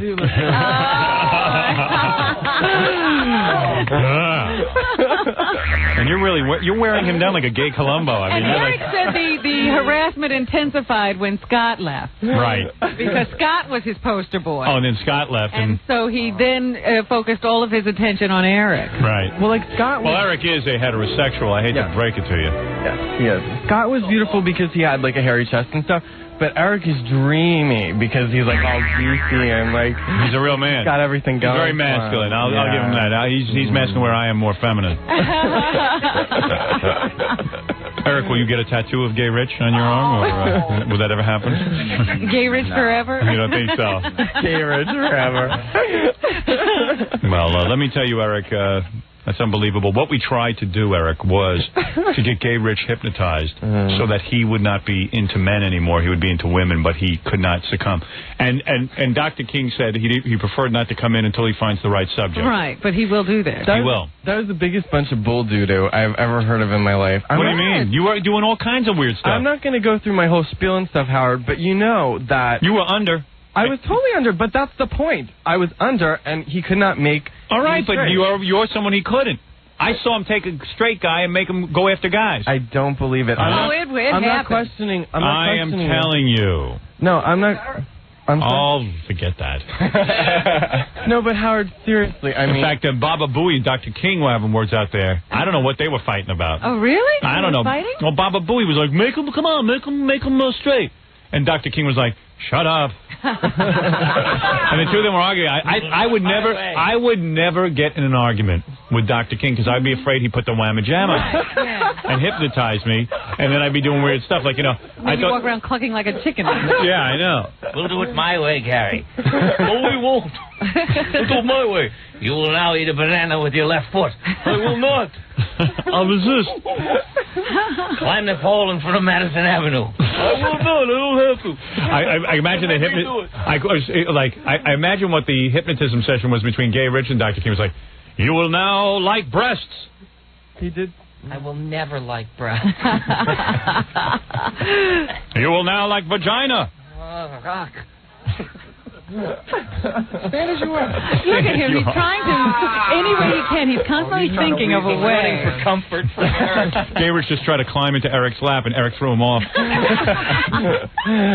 Well, Eric, obviously you're secure in your own masculinity because you're not offended by Gay Rich, I take it. Not at all. It's very compliment. I appreciate that. And evidently you're used to this kind of thing. A lot of gay men find you attractive. I've been told. I'm going to tell you something. I don't find you attractive at all, so that means I'm as straight as an arrow. What is it, You know Gary? what? Nobody was even questioning you about that. It's a surprise that you should bring it up. Exactly. I found out now that the people that have been videotaping around here have just been, like, toying with Rich because somebody went to Rich and said, Eric's waiting for you in the bathroom in the second stall, and he, like, bolted for the men's room. Oh, really? So disappointed when it was empty. Do you ever run into, like, to smell what Eric's doing in the bathroom? Oh, you're sick. That turns you on, right? No. Oh, don't tell me. No. What a sick thing. But, you know, this Dr. King thing, can I just say, Howard, That's all right. Well, don't worry about it. We'll take care of Dr. King. You don't have to worry about it. I had my way with Greg Brady, like, to the thought of Greg Brady, like, when I was, like, God only knows how old, like... All right. Who cares? We don't want to hear your whole gay history. I think Eric does. Eric, honey, do you want to hear... Honey. Dumpling? No. Dumpling. And he sits in the office doing that. Dreamboat. Shipwreck. Well, Eric has no... Eric, do you have any desire to show him your chest at all? And would you give him that last wish? What's the big deal? You will not show it to him? Pretend we're at the beach. Pretend we're at the beach. Would you mind pretending you're at the beach? And you have a man leering at you? You realize if you showed him your chest, he would go wild. He might not be able to keep his hands off you. All right. I just want to see what happened. Do you mind showing him your chest? For you, no. No? Okay, go ahead. Gee, Howard, you can make people do anything. I know.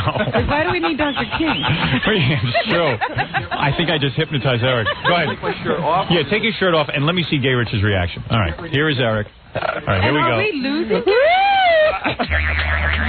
All right. Beautiful.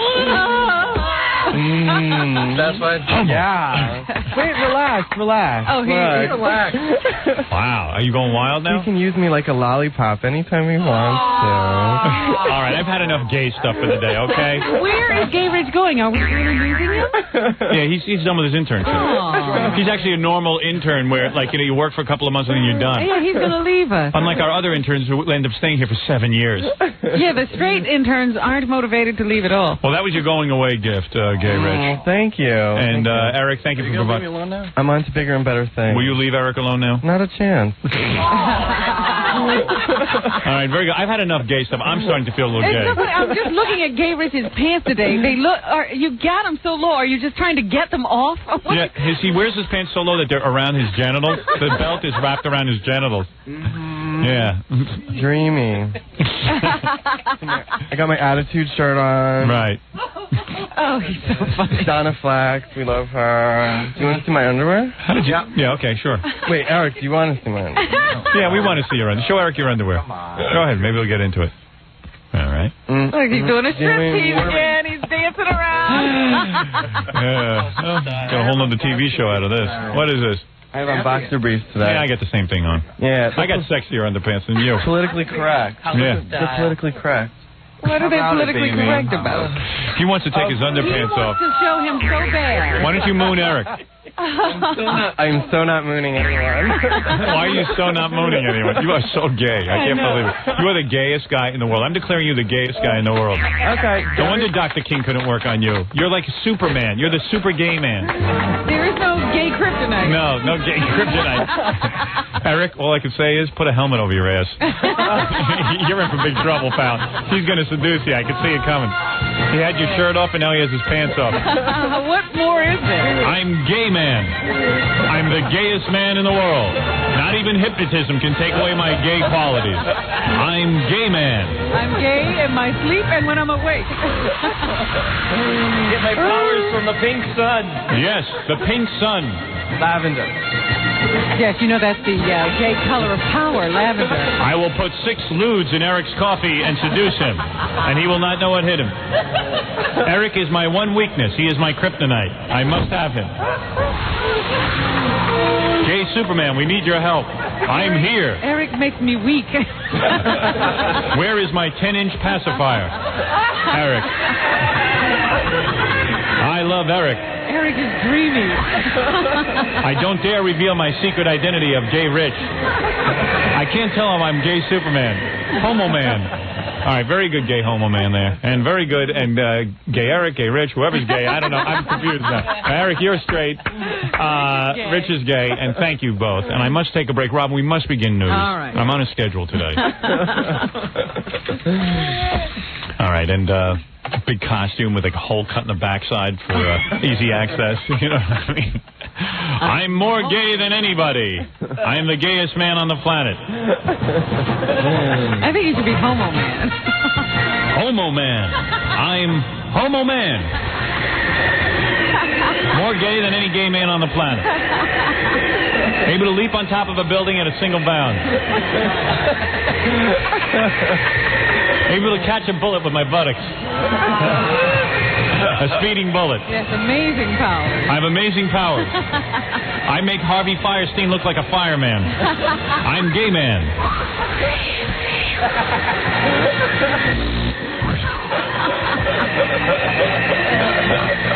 With my super buttocks, I can fly through the air. All right, thank you. When I fly, my butt whistles Dixie. I am able to leap on Eric in a single bound. All right, very good. Gay man call. Hey, easy. What? You just can't go up and touch people like that. You can't grab Eric like that. I'm sorry. Did I violate you? Very much. Very much so. Look, you really can't. He tried to convince me that, or tell me that he can convince me that I was gay. Really? No. You could convince him he's gay. No, what are you talking about? No, we were talking in the back before. Mm-hmm. You're trying to say that, yes, you could persuade me to have sex. Oh, well, yeah. You don't have to be gay to have gay sex. He's saying that he could just you could close your eyes and pretend he's a girl. Mm-hmm. Well, that was part of the bet. Yeah. You would want that, though? You'd want a guy sitting there pretending you were a girl? Oh, absolutely not. Absolutely not. But you would do it for him? Well, I make an exception. Has that ever happened to you where, like a supposed straight guy says, all right, I'll pretend I'm a... Well, you know, that was that last guy. That remember we had the he used to pretend he was with a girl. Well, yeah, it was the whole thing. He his whole family thought he was. Yeah, but when he was in bed with you, he didn't pretend you were a girl, did he? Oh, no. I would never tolerate that. Like somebody just out and out, like being like, girl. No. All right, I've learned too much today. That'd be too weird. Yeah, that would be too weird. All right, let's take a break, Robin. I think we've done enough news on the gay issue. Yes, we've covered gay issues. Let's today. cover real news issues next, right after this. Hello, Robin. I'm in the next cell next to the OJ, and I see lymph nodes. You can see the swollen lymph nodes? I can see them. They look real bad. They look very swollen. OJ looked very scared. And he should be, because there's a lot of cops around here. All deep in there. All deep in this. Now, how you feeling? I'm very tense myself. Well, I be very tense too. Kind of... Oh, yeah, I love all these things. They're all shocked. Everyone's shocked. Well, it does seem OJ did have enough time to do it. Yeah, no kidding. We still don't know what's in the mystery envelope that was turned over by the defense, but you have to expect, since the defense team turned over the envelope to a judge, that this is information or some kind of evidence that is helpful to O.J.'s case. We just don't know exactly what it is or if it'll be ever be introduced as evidence in this trial. Now, excuse me, Robin. Yes? I be in the next cell here next to O.J., and O.J. told me what's in the envelope. What is in the envelope? It is a bribe. The judge better take it. That's what it is. It's an envelope full of money. What do you think it is? Very well. O.J. just said that he want to know, could he hire that hypnotist, Dr. King, to hypnotize all of California so that the O.J. might be getting out of jail? To hypnotize an entire state. Yeah, could you call Dr. King? You see, in here we can't get through the phone all but once a day. I also understand, I think it was in page 6 today, that O.J. is continuing to call Nicole Simpson's best friend every day. Hello, am you the best friend? Well, I want to talk happens to you. to be Bruce Jenner's wife. Yeah, hello there. What happened to your husband's nose? It looked like he a woman or something. That Too much looks like a surgery. crime was committed on his face. Yeah, they say I committed a bad crime. What about the doctor that done your husband's face? Now, holy mackerel. And he tells Bruce Jenner's wife every day that he did not kill his wife. Could you please call the newspaper Bruce Jenner's wife and tell him I did not commit the murder every day? And he does admit to stalking her and hiding in the bushes to following her and all of that stuff. But he says... Boo, Nicole. I scare you, but I didn't kill you. That was someone else. He says to Kris Jenner... I scare you. That he did not commit the murder. I didn't do it now. Another report out today says... Hold it, Robin. What? I'm in the cell here next to O.J. Yes? And I seen what went in that envelope. Oh, what did you see? I seen a check for $10 zillion. Now, how many Z's is in zillion? A blank check. Holy mackerel, Robin. $10 zillion. That's the most money I never I seen. don't think O.J. has that much money. I see zillion. I know what I seen. Don't you call me a liar. I'm not calling you a liar, sir. I just don't think O.J. has that kind of money. I tell you, that's $1 billion for every person on the West Coast. I think the O.J. gonna be free. You think he can pay off the whole state? Oh, yes, ma'am. Absolutely. Absolutely. Let me go on with what else we've double learned. negative there. One of the people you saw on the night that O.J. made that famous run from the police, AC Cowlings, they say that they're looking to possibly indict. They said, look for more indictments in the O.J. Simpson case today, which leads us to believe that AC Cowlings will be charged with something and Great. stay in trial. That is good news to these ears. I got to tell you something. This AC Cowlings walking around. I'm a hero. I stick by my friends. Watch this guy crack now. When listen. He could be charged with anything from He's no obstruction hero. of justice during that high-speed or low-speed chase with the police to receiving evidence. I don't care if my own father... being an accomplice. I don't know exactly where this could go. Robin, if my father came to me and says, listen, I just bumped off your mother and a couple other people. I need you to drive me around in a Bronco. Now, I'm not saying this necessarily happened. I don't know if O.J. confessed to AC, because I think O.J. is in such denial. But well, I say he had to have some kind of help. Right. If AC knows anything, AC, when he heard that 2 people are dead, I don't care if it's your own mother, you say to the police, I will tell you everything I know. Howard, let me ask you... Now, O.J. see it a whole different way. I'm in the right next cell to him now. He don't see it that way. What does he see? Well, I see O.J. I see AC. AC-doocy. Oh. Let me ask you this way, because I heard of this case yesterday. This woman claims now that she was battered by her husband. Right. And over a number of years, and she killed him. And then shut up, Jay. Yeah. She called her father and her brother, and they came over and helped her dispose of the body. I see. Is that wrong? All right, let's get this straight. A woman, her husband's a pain in the ass. Yeah. What you saying? Yeah. He was beating her? He was doing something. I don't know exactly what this abuse was, but she claimed she was in fear for her life, that if she hadn't done her husband in, he was going to do her in. Well, I don't have enough information here. I'm just saying, if that were true. That he was going to kill her? Yes. And then she called her father and her brother, and they came and helped her hide the body. That's certainly not calling the police and saying I'll tell you everything I know. Right. From what you're telling me, that is wrong. Now, if a guy comes up to you, I don't care who he is, and he's going to kill you. Now, I don't mean he's going to smack you around. You don't know what's going to go out, and you get the hell out of the house. I mean, see, like with Lorena Bobbitt, she was there for 20 years or something. I don't know how long she was there. That's why I have a problem with that one. Again, there is something called the battered wife Whatever. syndrome. I never heard of that. Okay. I don't buy any of that. I'm just saying that if someone's threatening to kill you right then and there, and you kill them, that's self-defense. But we don't have enough information there. Do you realize that a lot of women are killed by their husbands every year? Yes, I understand that. Oh, stop it. I say drop a fence around the whole lot of everybody and set everyone on fire. Can I go on with the other information in the OJ case? Something that happened, I think, while we were on vacation or something, and I didn't get to mention it. Did you hear what happened with that coroner? Remember the coroner who was on the stand in the preliminary hearing, and he looked like he was really wound tight, and he had the hair plugged? Yes.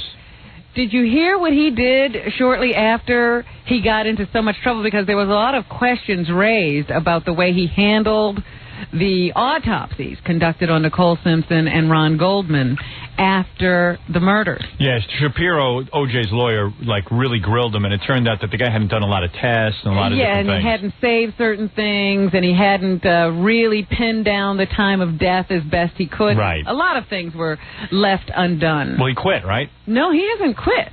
Oh, I heard he quit. What did he do? He walked into the lunchroom. Oh, yeah. Didn't he wave a gun? Right. He walked into the lunchroom the day after the testimony, and he pulled a gun from his waistband and waved it around and says, "Here's what I'd like to give to the lawyers in the O.J. Simpson." Oh, boy. So, you know, a lot of people say it was just his sense of humor. Yeah, there you go. But the police were called in. Now, this here be OJ. Now, why can't I... Why are people like me in jail when that guy running around with a gun? And he will be called to testify again during the trial, so it should be very interesting. And one final piece of information this morning. Kato Kalin, the young blonde man who lives rent-free in a guest house on the O.J. Simpson estate. I don't know where he's living now, but that's what he was doing at the time of Nicole Simpson's death. He is going to sub for Greg Kinnear on E! Television's Talk Soup on Labor Day. And so is the Gary puppet. You're kidding. Well, we're arranging for the Gary puppet to be one of the hosts of the Talk Soup. Is that right? That's right. Well, then I guess anybody can do it. Well, let me stand proud that that's the network I'm working for. Let me stand proud by putting my mask on so no one can see my face on this. In what is bound to be a highly publicized move, Kalin will fill in for host Greg Kinnear on September 5th. I bet you he's better at it than Greg Kinnear. Marking his first appearance as testifying in the highly publicized hearings. First appearance where? His first appearance ever anywhere. I am glad he's doing this because it will finally prove to the yentas of the E! Network that anyone can host that dumb show and get a rating with it because it's good. You know, it's got the clips of all the different shows. Now E! wants to point out to everyone that Kalin was auditioned for a guest hosting spot in April of 1993. Yeah, they just got around to calling him back. Oh, they would have hired him anyway. Excuse me, what's next? AC hosting Jeopardy? You know, you wonder where O.J. would be able to get a job if acquitted. Well, let me tell you, Robin, I'm in the cell next to O.J., and I see some pretty wild thing going on in there. Like? Well, looky here. I see O.J., and he writing a fairy tale. And it say, let me see if I can read. I'm moving close here. You can see everything. I see everything. It say, once upon a time, I is innocent of these crimes. Now, what do you think of that? I don't know what to say. It's very interesting. Somebody faxed me an interesting question. What is the latest on LaToya Jackson and Jack Gordon? I Did see. he ever move out? I will answer that question right after these words. Hi, this is Don King. I listen to Howard Stern. You know this guy is SKD, something kind of different. Well, I hope he gets off. Friend of the show. It's so hot here, Robin. I'm going to take my shirt off. I am dying under these lights. They keep trying to fix the air conditioning, and they can't do it. Well, if they fix it again... See my palms, man? What about your palms? Look, they're totally full of sweat. Well, you got a medical condition. That's all the time with you. Oh, this feels good. I'm taking my shirt off. I don't care. Oh, man. Oh.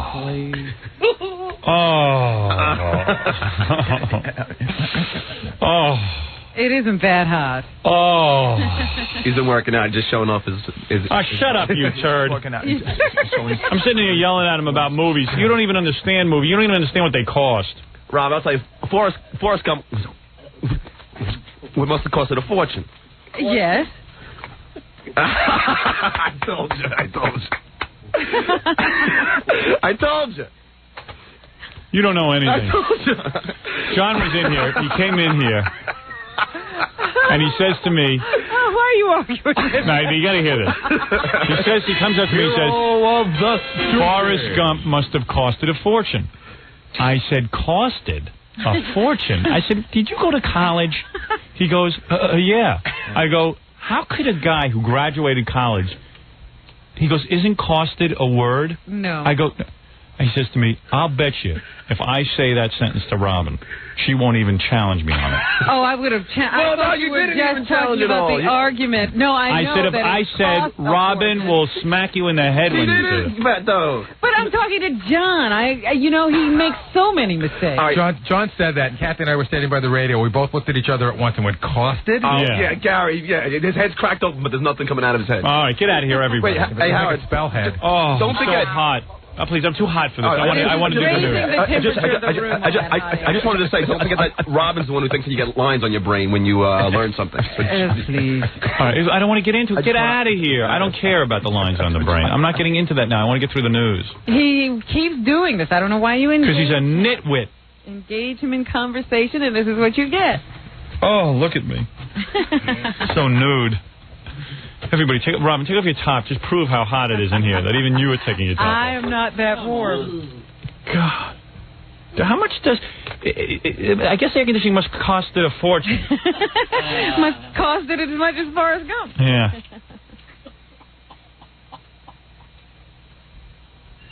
Anyway, Robin, what else is in the news? Well, let me see. What else did I want to talk about? Where's my suntan lotion? Every day with the air conditioning. Michael Jackson and Lisa Marie Presley is still in the news because now they're, of course, F them. Anniversary of the death of Elvis Presley. So all the people who go to Graceland were there with their candles and flowers and presents for the king as they come down to Memphis to mark his passing every year. And I suppose on the minds of everyone was the marriage of the King's only heir, Lisa Marie Presley, to Michael Jackson. They actually talked to some psychic woman and asked her what she thought Elvis and what did Elvis say? would think of his daughter marrying Michael Jackson, and she said that she thought the king would be quite proud. Because he was the king of rock and roll, and Michael Jackson was the king of pop, so it was the marriage of pop and rock, so that Elvis would have been...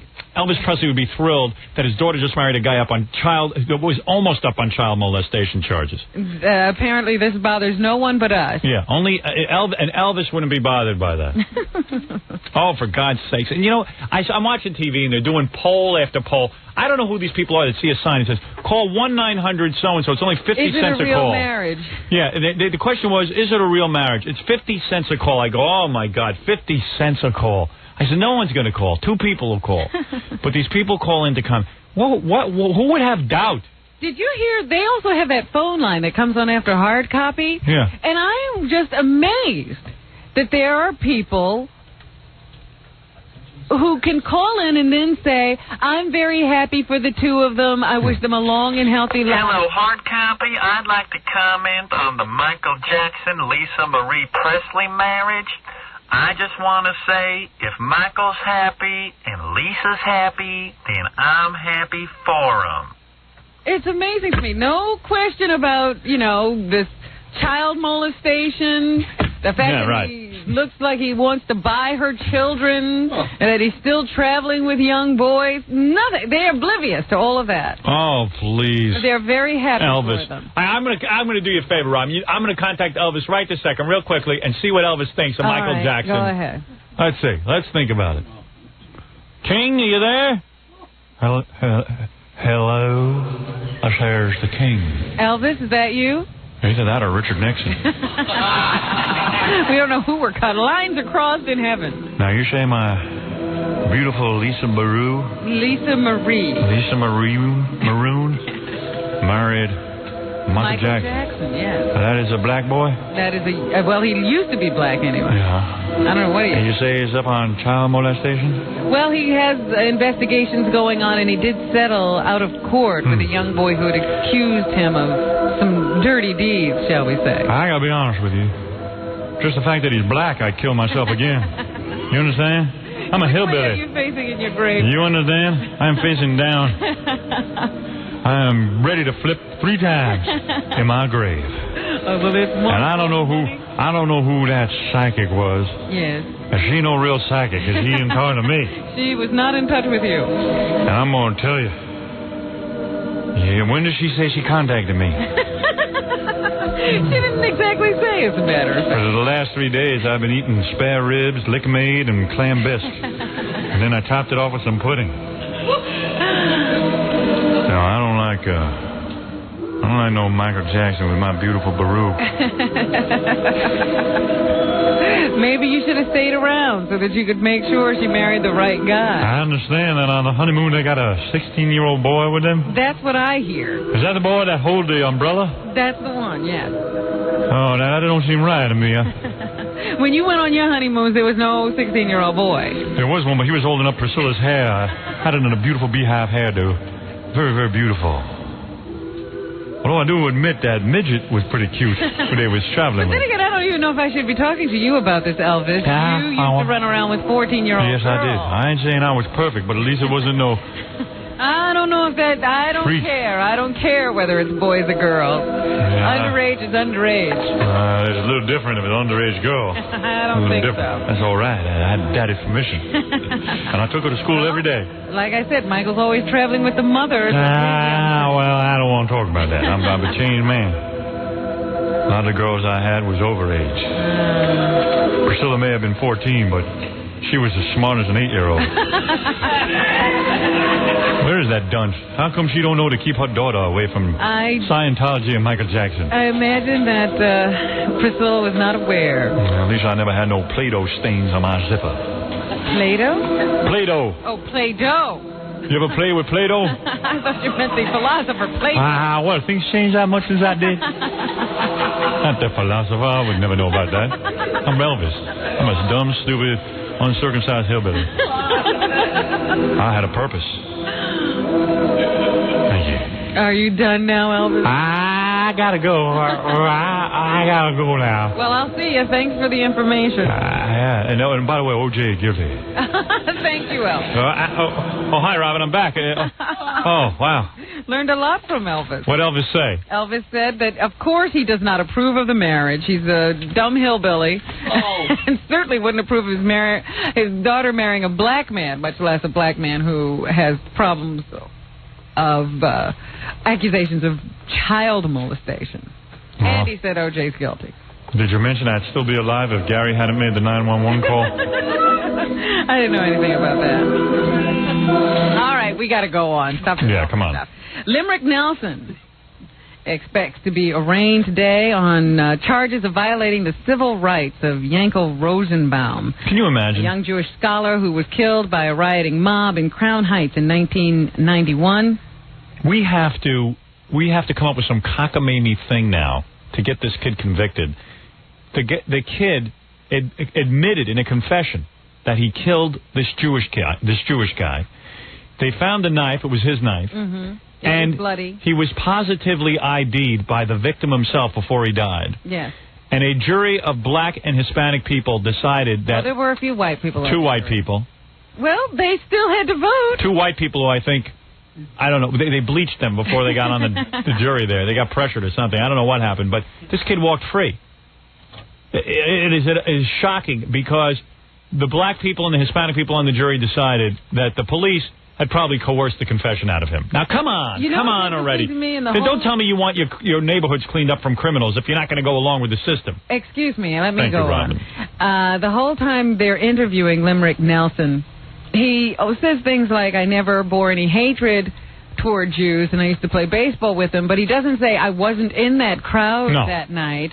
I didn't have a knife, and no, I didn't. He just says he's innocent. Oh. He never says I didn't do any of these things I'm accused of. Anyway, he will have to stand trial on those charges. I have heard that federal prosecutors say they were a little reluctant to bring these charges because they don't think they have a strong enough case.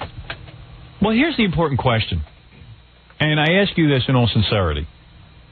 How do I look with my shirt off? Oh. Come on, be honest. How do I look? You haven't even commented. I'm glad to know that you're concerned about the issues of the day. What do you think, Robin? Seriously.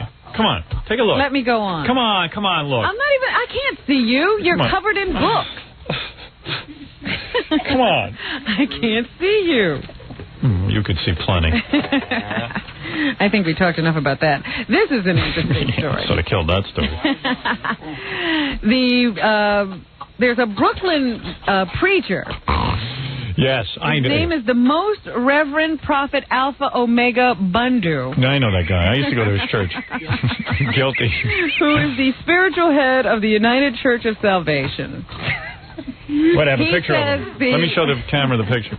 There he is right there. That's Reverend Bundu. Oh, I'm sorry. That's Dan Foreman, the old producer of my old television show. Yes, go ahead. Well, the Reverend Bundu says that he is owed $12,000. Of course he is.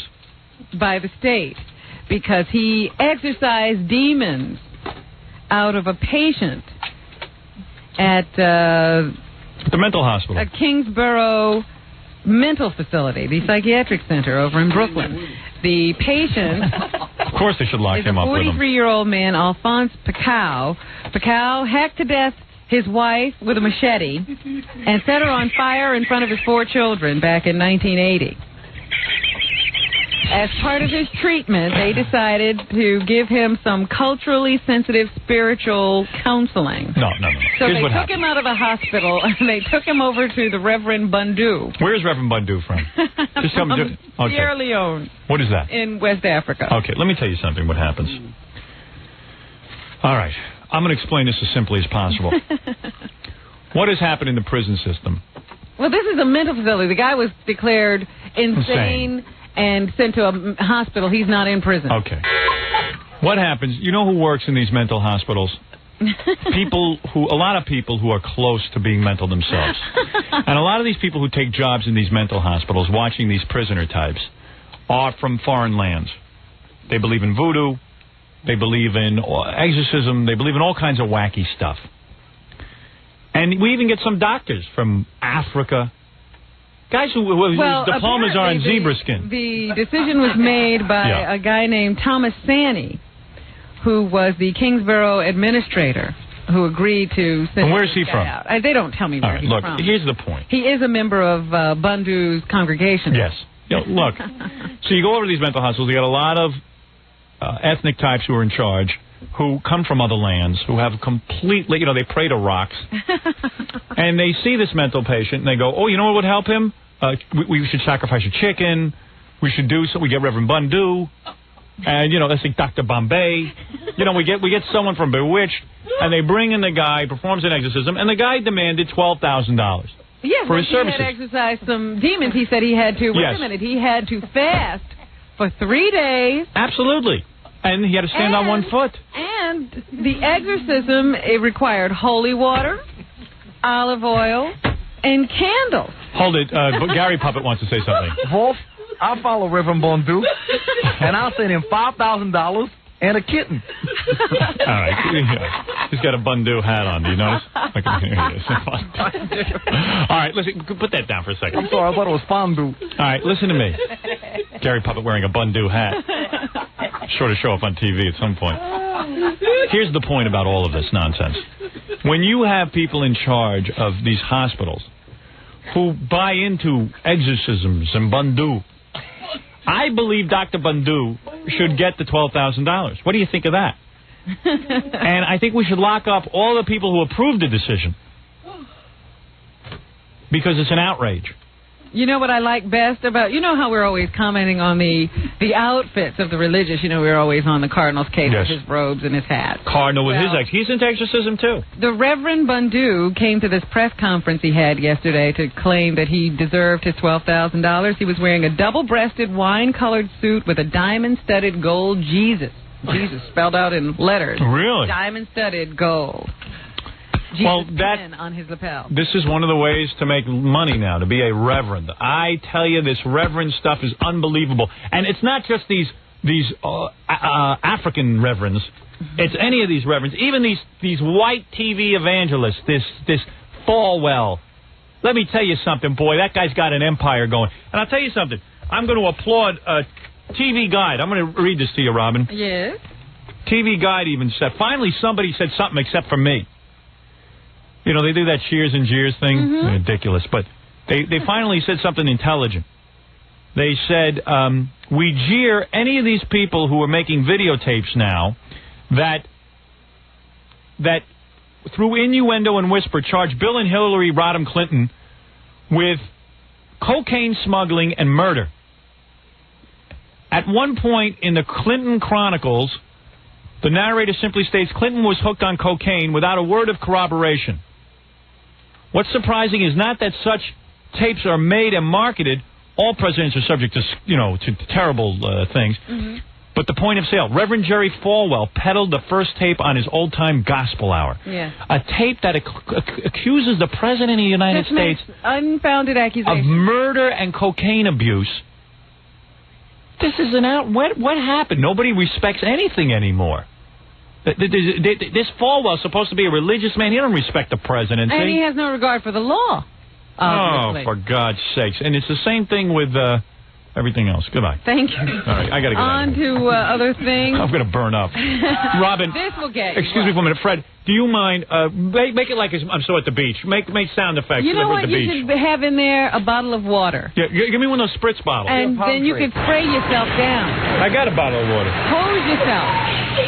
Oh, look. Oh, Robin, we're at the beach. I feel better. Yeah, it's supposed to be hot. Feel the breeze. All right, can I go on? We were talking about Could you turn that off? Gump earlier, and he's got me yelling over I wasn't serious about that. Yes. Go ahead. We were talking about Forrest Gump earlier. Yeah, another movie. That's some movie. The fact that we romanticize retardation. The mentally challenged in our society in movies. Where have you ever seen a I feel bad for retarded people. A Post exclusive today, and I must commend them. Mentally disabled people housed in 60 co-ops bought with state money have been left unsupervised to not start up shrimping businesses and become millionaires. Right. But you know how many retards bought into shrimping businesses after they saw that movie? But to run wild in their own excrement, terrorize other tenants of a middle-class building. Of course. It was charged yesterday. They're constantly throwing garbage in the hallways, using drugs in the stairwells. Yeah. And generally making life miserable for everyone else who lives around. What you've just done, Robin, is paint an accurate picture of what Forrest Gump really should have been. Left to his own devices, he should have been wallowing around in his own excrement. He couldn't peel a shrimp. He couldn't peel a shrimp, let alone... What was his IQ supposed to be in the movie? It was about 75. All right. Have you ever met anybody with a 75 IQ? No, come on, don't make jokes. Gary's much higher than that. Have you ever met someone with a 75 IQ? There's no shrimping business. And to sit there and fantasize, these poor retards who go to this movie, they're like, oh my God, I didn't have a shrimping business. And they're probably out forking over their state-given funds for shrimp boats. I'm so sick of these movies. There's been a whole slew of these movies. Yeah, well, they have reports from this building where residents have had money stolen. An alcoholic who became violent was allowed to roam the streets and hallways where he cursed and threatened people. Oh. A case of a Project Life, that's the project that put these people in the building, having a Project Life employee having a sex with a client. Oh, my God. Oh, my God, Robin. Oh, my goodness. The neighbors say they made it dangerous. They used drugs outside their apartments, and some of them have knives.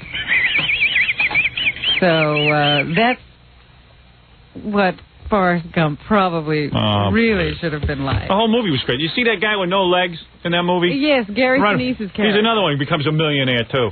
Lieutenant Dan. Now they got people. Everyone's unrealistic after they come out of these movies. They got people with no arms and no legs who want to enter the decathlon and make millions of dollars. They don't know what to do.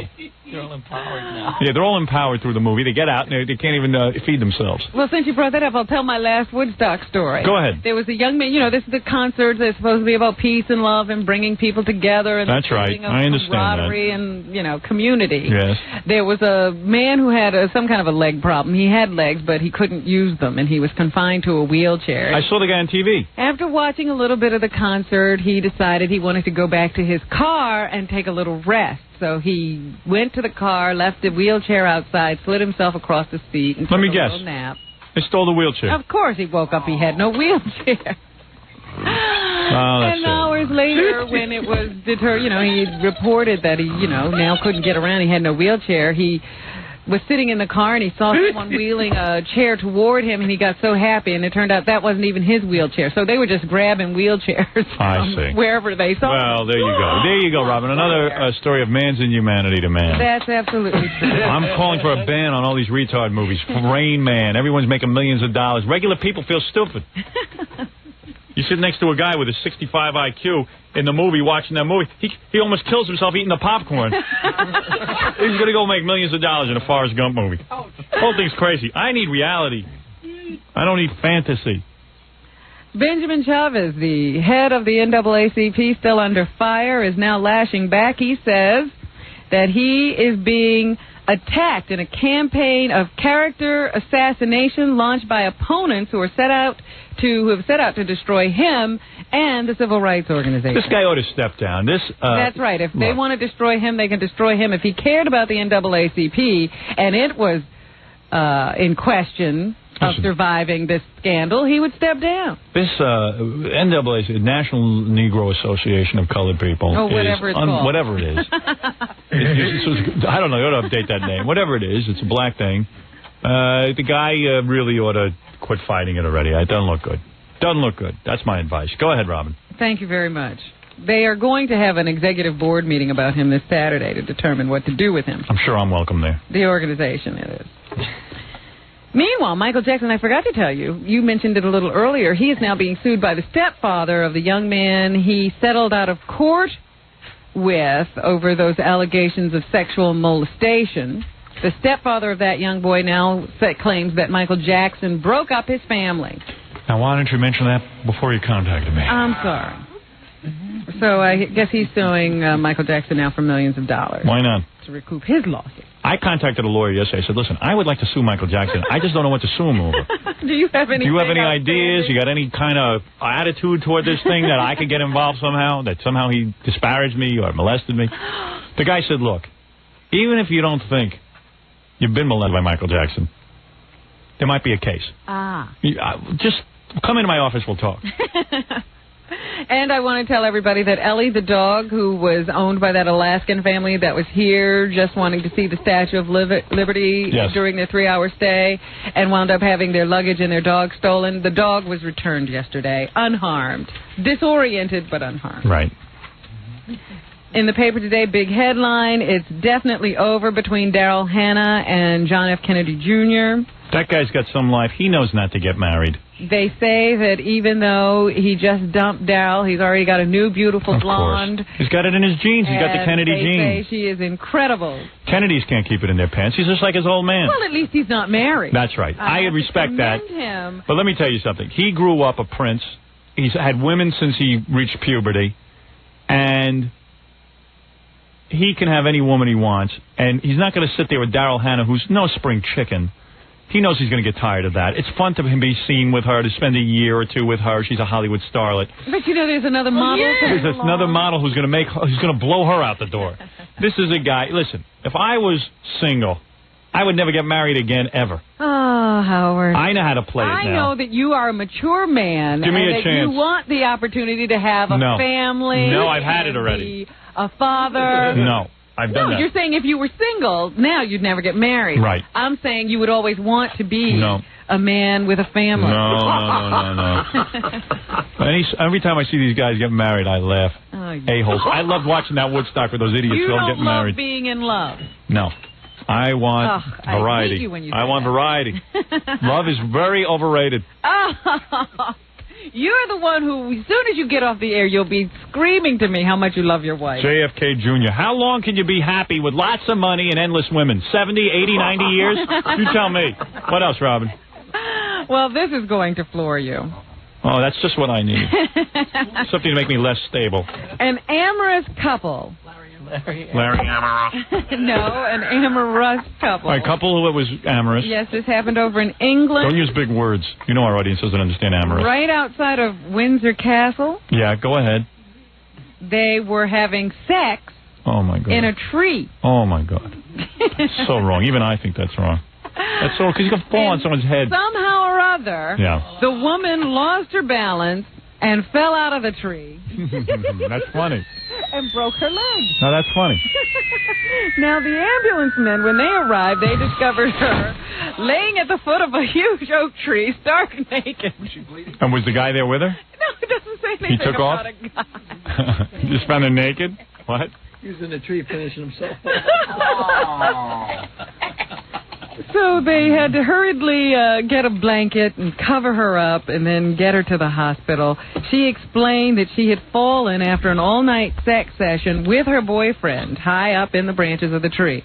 This weekend I tried to nail my wife on the couch. You would have thought I asked her to go up in a tree. She goes, no, let's go on the bed. I go, all right, I'm not going to argue right on the bed. I understand. So much for adventure. I swear. Not Is that right. true? Unfortunately, yes. Oh, dear. Well, you know, my wife does have condom malacia of the knee. And the couch would hurt her? It would. I have to respect that. That was in... This is all from the London Times, by the way. I yearn to hear a woman say, come on, let's go up in a tree and have sex. I don't care if I break my leg. Yeah, that's how Tarzan had sex. Well, of course he did. Now, in Romania... I don't think it was with a woman, though. He's so funny. In Romania, Howard, prisoners are hammering nails into their skulls to avoid hard labor and get into the hospital. They say it's the recent fashion. One of the doctors testifies that he operated on his 17th case already. Wow. And usually the guys are under the age of 25, so it's a young prisoner. Young guy. They only choose the rusty nails. So these guys are walking around intentionally looking for the rustiest nail they can find. Wow. And then they put excrement on it. How do they exactly do that? I don't know. They say the craze started in Jalava prison in Bucharest. Let's see if the Gary puppet can do that. There are many cases in the jails, but no complete figures. The Galati News Service says 13 men in the local jail had nails sticking out of their heads. Prisoners say they bang in the nails by hitting their heads on the wall. Oh. But the guards say they use the metal cups. Nobody forces them to do it. It's probably a kind of protest. That's good. Either the Is this in Poland? Romania. Or Romania. Either the prisoner is angry with society or with his sentence. They can't be sure. I hate you. I will kill myself. Sometime the offender's sentence is lengthened as a punishment for banging the nail into their head. Why don't they give OJ some nails and some excrement? Vessa said the shorter nails, going only 1 inch deep, were extracted without surgery. But those going into the brain need surgery. Give OJ a chainsaw. What they do is and the other prisoners support them, so when a guy decides he's going to bang a nail into his head, he tells everybody else in his cell block. Right. So then they all start complaining that they can't get any sleep and things are bothering them, so they're given half a sleeping pill. Right. Then all the sleeping pills are given to the guy who's going to bang the nail into his head. Right. So he takes all the sleeping pills, so he's anesthetized. Oh, my goodness. And he gets the rusty sleeping pill, puts some excrement on it, and then starts banging away. Suddenly, sodomy is a picnic in prison. They say that Romanian prisons are terribly overcrowded, and the conditions are unsanitary. You know, Gary was in a Romanian prison, and he put a thumbtack in his head. And finally today, I just wanted to talk about Bruce Willis. He's very upset. He's done a new movie. And to avoid an NC-17 rating, they had to remove his full frontal male nudity. I heard they did him a favor. He's got a real small pee-pee. Why is it that only small actors want to do this? I don't know. If penis size was a prerequisite for nude scenes, Fred would be in every one. But then again, there are people who point out in that one picture in your book, I think it's page 249, Fred's in like a little costume, and he must be tucked away. Yeah, he tucks it in. I don't want to say where he tucks it. So, Freddie hiding his endowment. My wife says to me, if we go see the Bruce Willis movie, I'm going to bring a telescope. So I said, that's insulting. Don't do that. But anyway, I thought I'd tell you that he's protesting loudly. But, of course, they've already said once they do the video version of the film, it'll go right back in. Okay. And everybody will get to see Bruce anyway. Good. We get to see his penis. All right, penis. Penis. I think that's enough of what's happening. Thank you, Robin. I certainly feel informed. Okay, 1-800-52-STERN, open for business still, but not for long. And the poster and the video, and you'll love it, even if you saw the New Year's special, because you'll have the new poster and you'll have all the new material from where we got thrown out of Newark. Just for that tape. Jackie Jokeman Martling, congratulations to you. Don't start in. Jackie's CD, 78 minutes of filthy jokes. Only $10 plus free shipping and handling. The price includes 20-page colored Jokeland catalog. Call 1-800-323-5464. Thursday night, August 25th. Big show at Rascals Comedy Club in West Orange, New Jersey. Don't miss it. Tickets selling fast. For information and raunchy jokes, call 516-922-WINE. Norris Band, that's Fred's Band, downtown Manhattan, Saturday, 8 p.m. Don't miss Boy Gary and the Gary and Ed at Film and Music on Route 46 East in Little Falls, New Jersey, this Saturday, August 20th. From 3 to...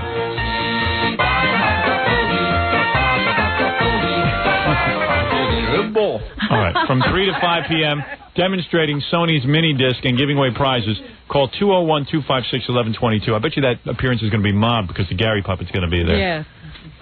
Don't miss Stuttering John's band appearing at Planet Cherry Hill in Cherry Hill, New Jersey, this Friday night, August 19th. But it's just hard to,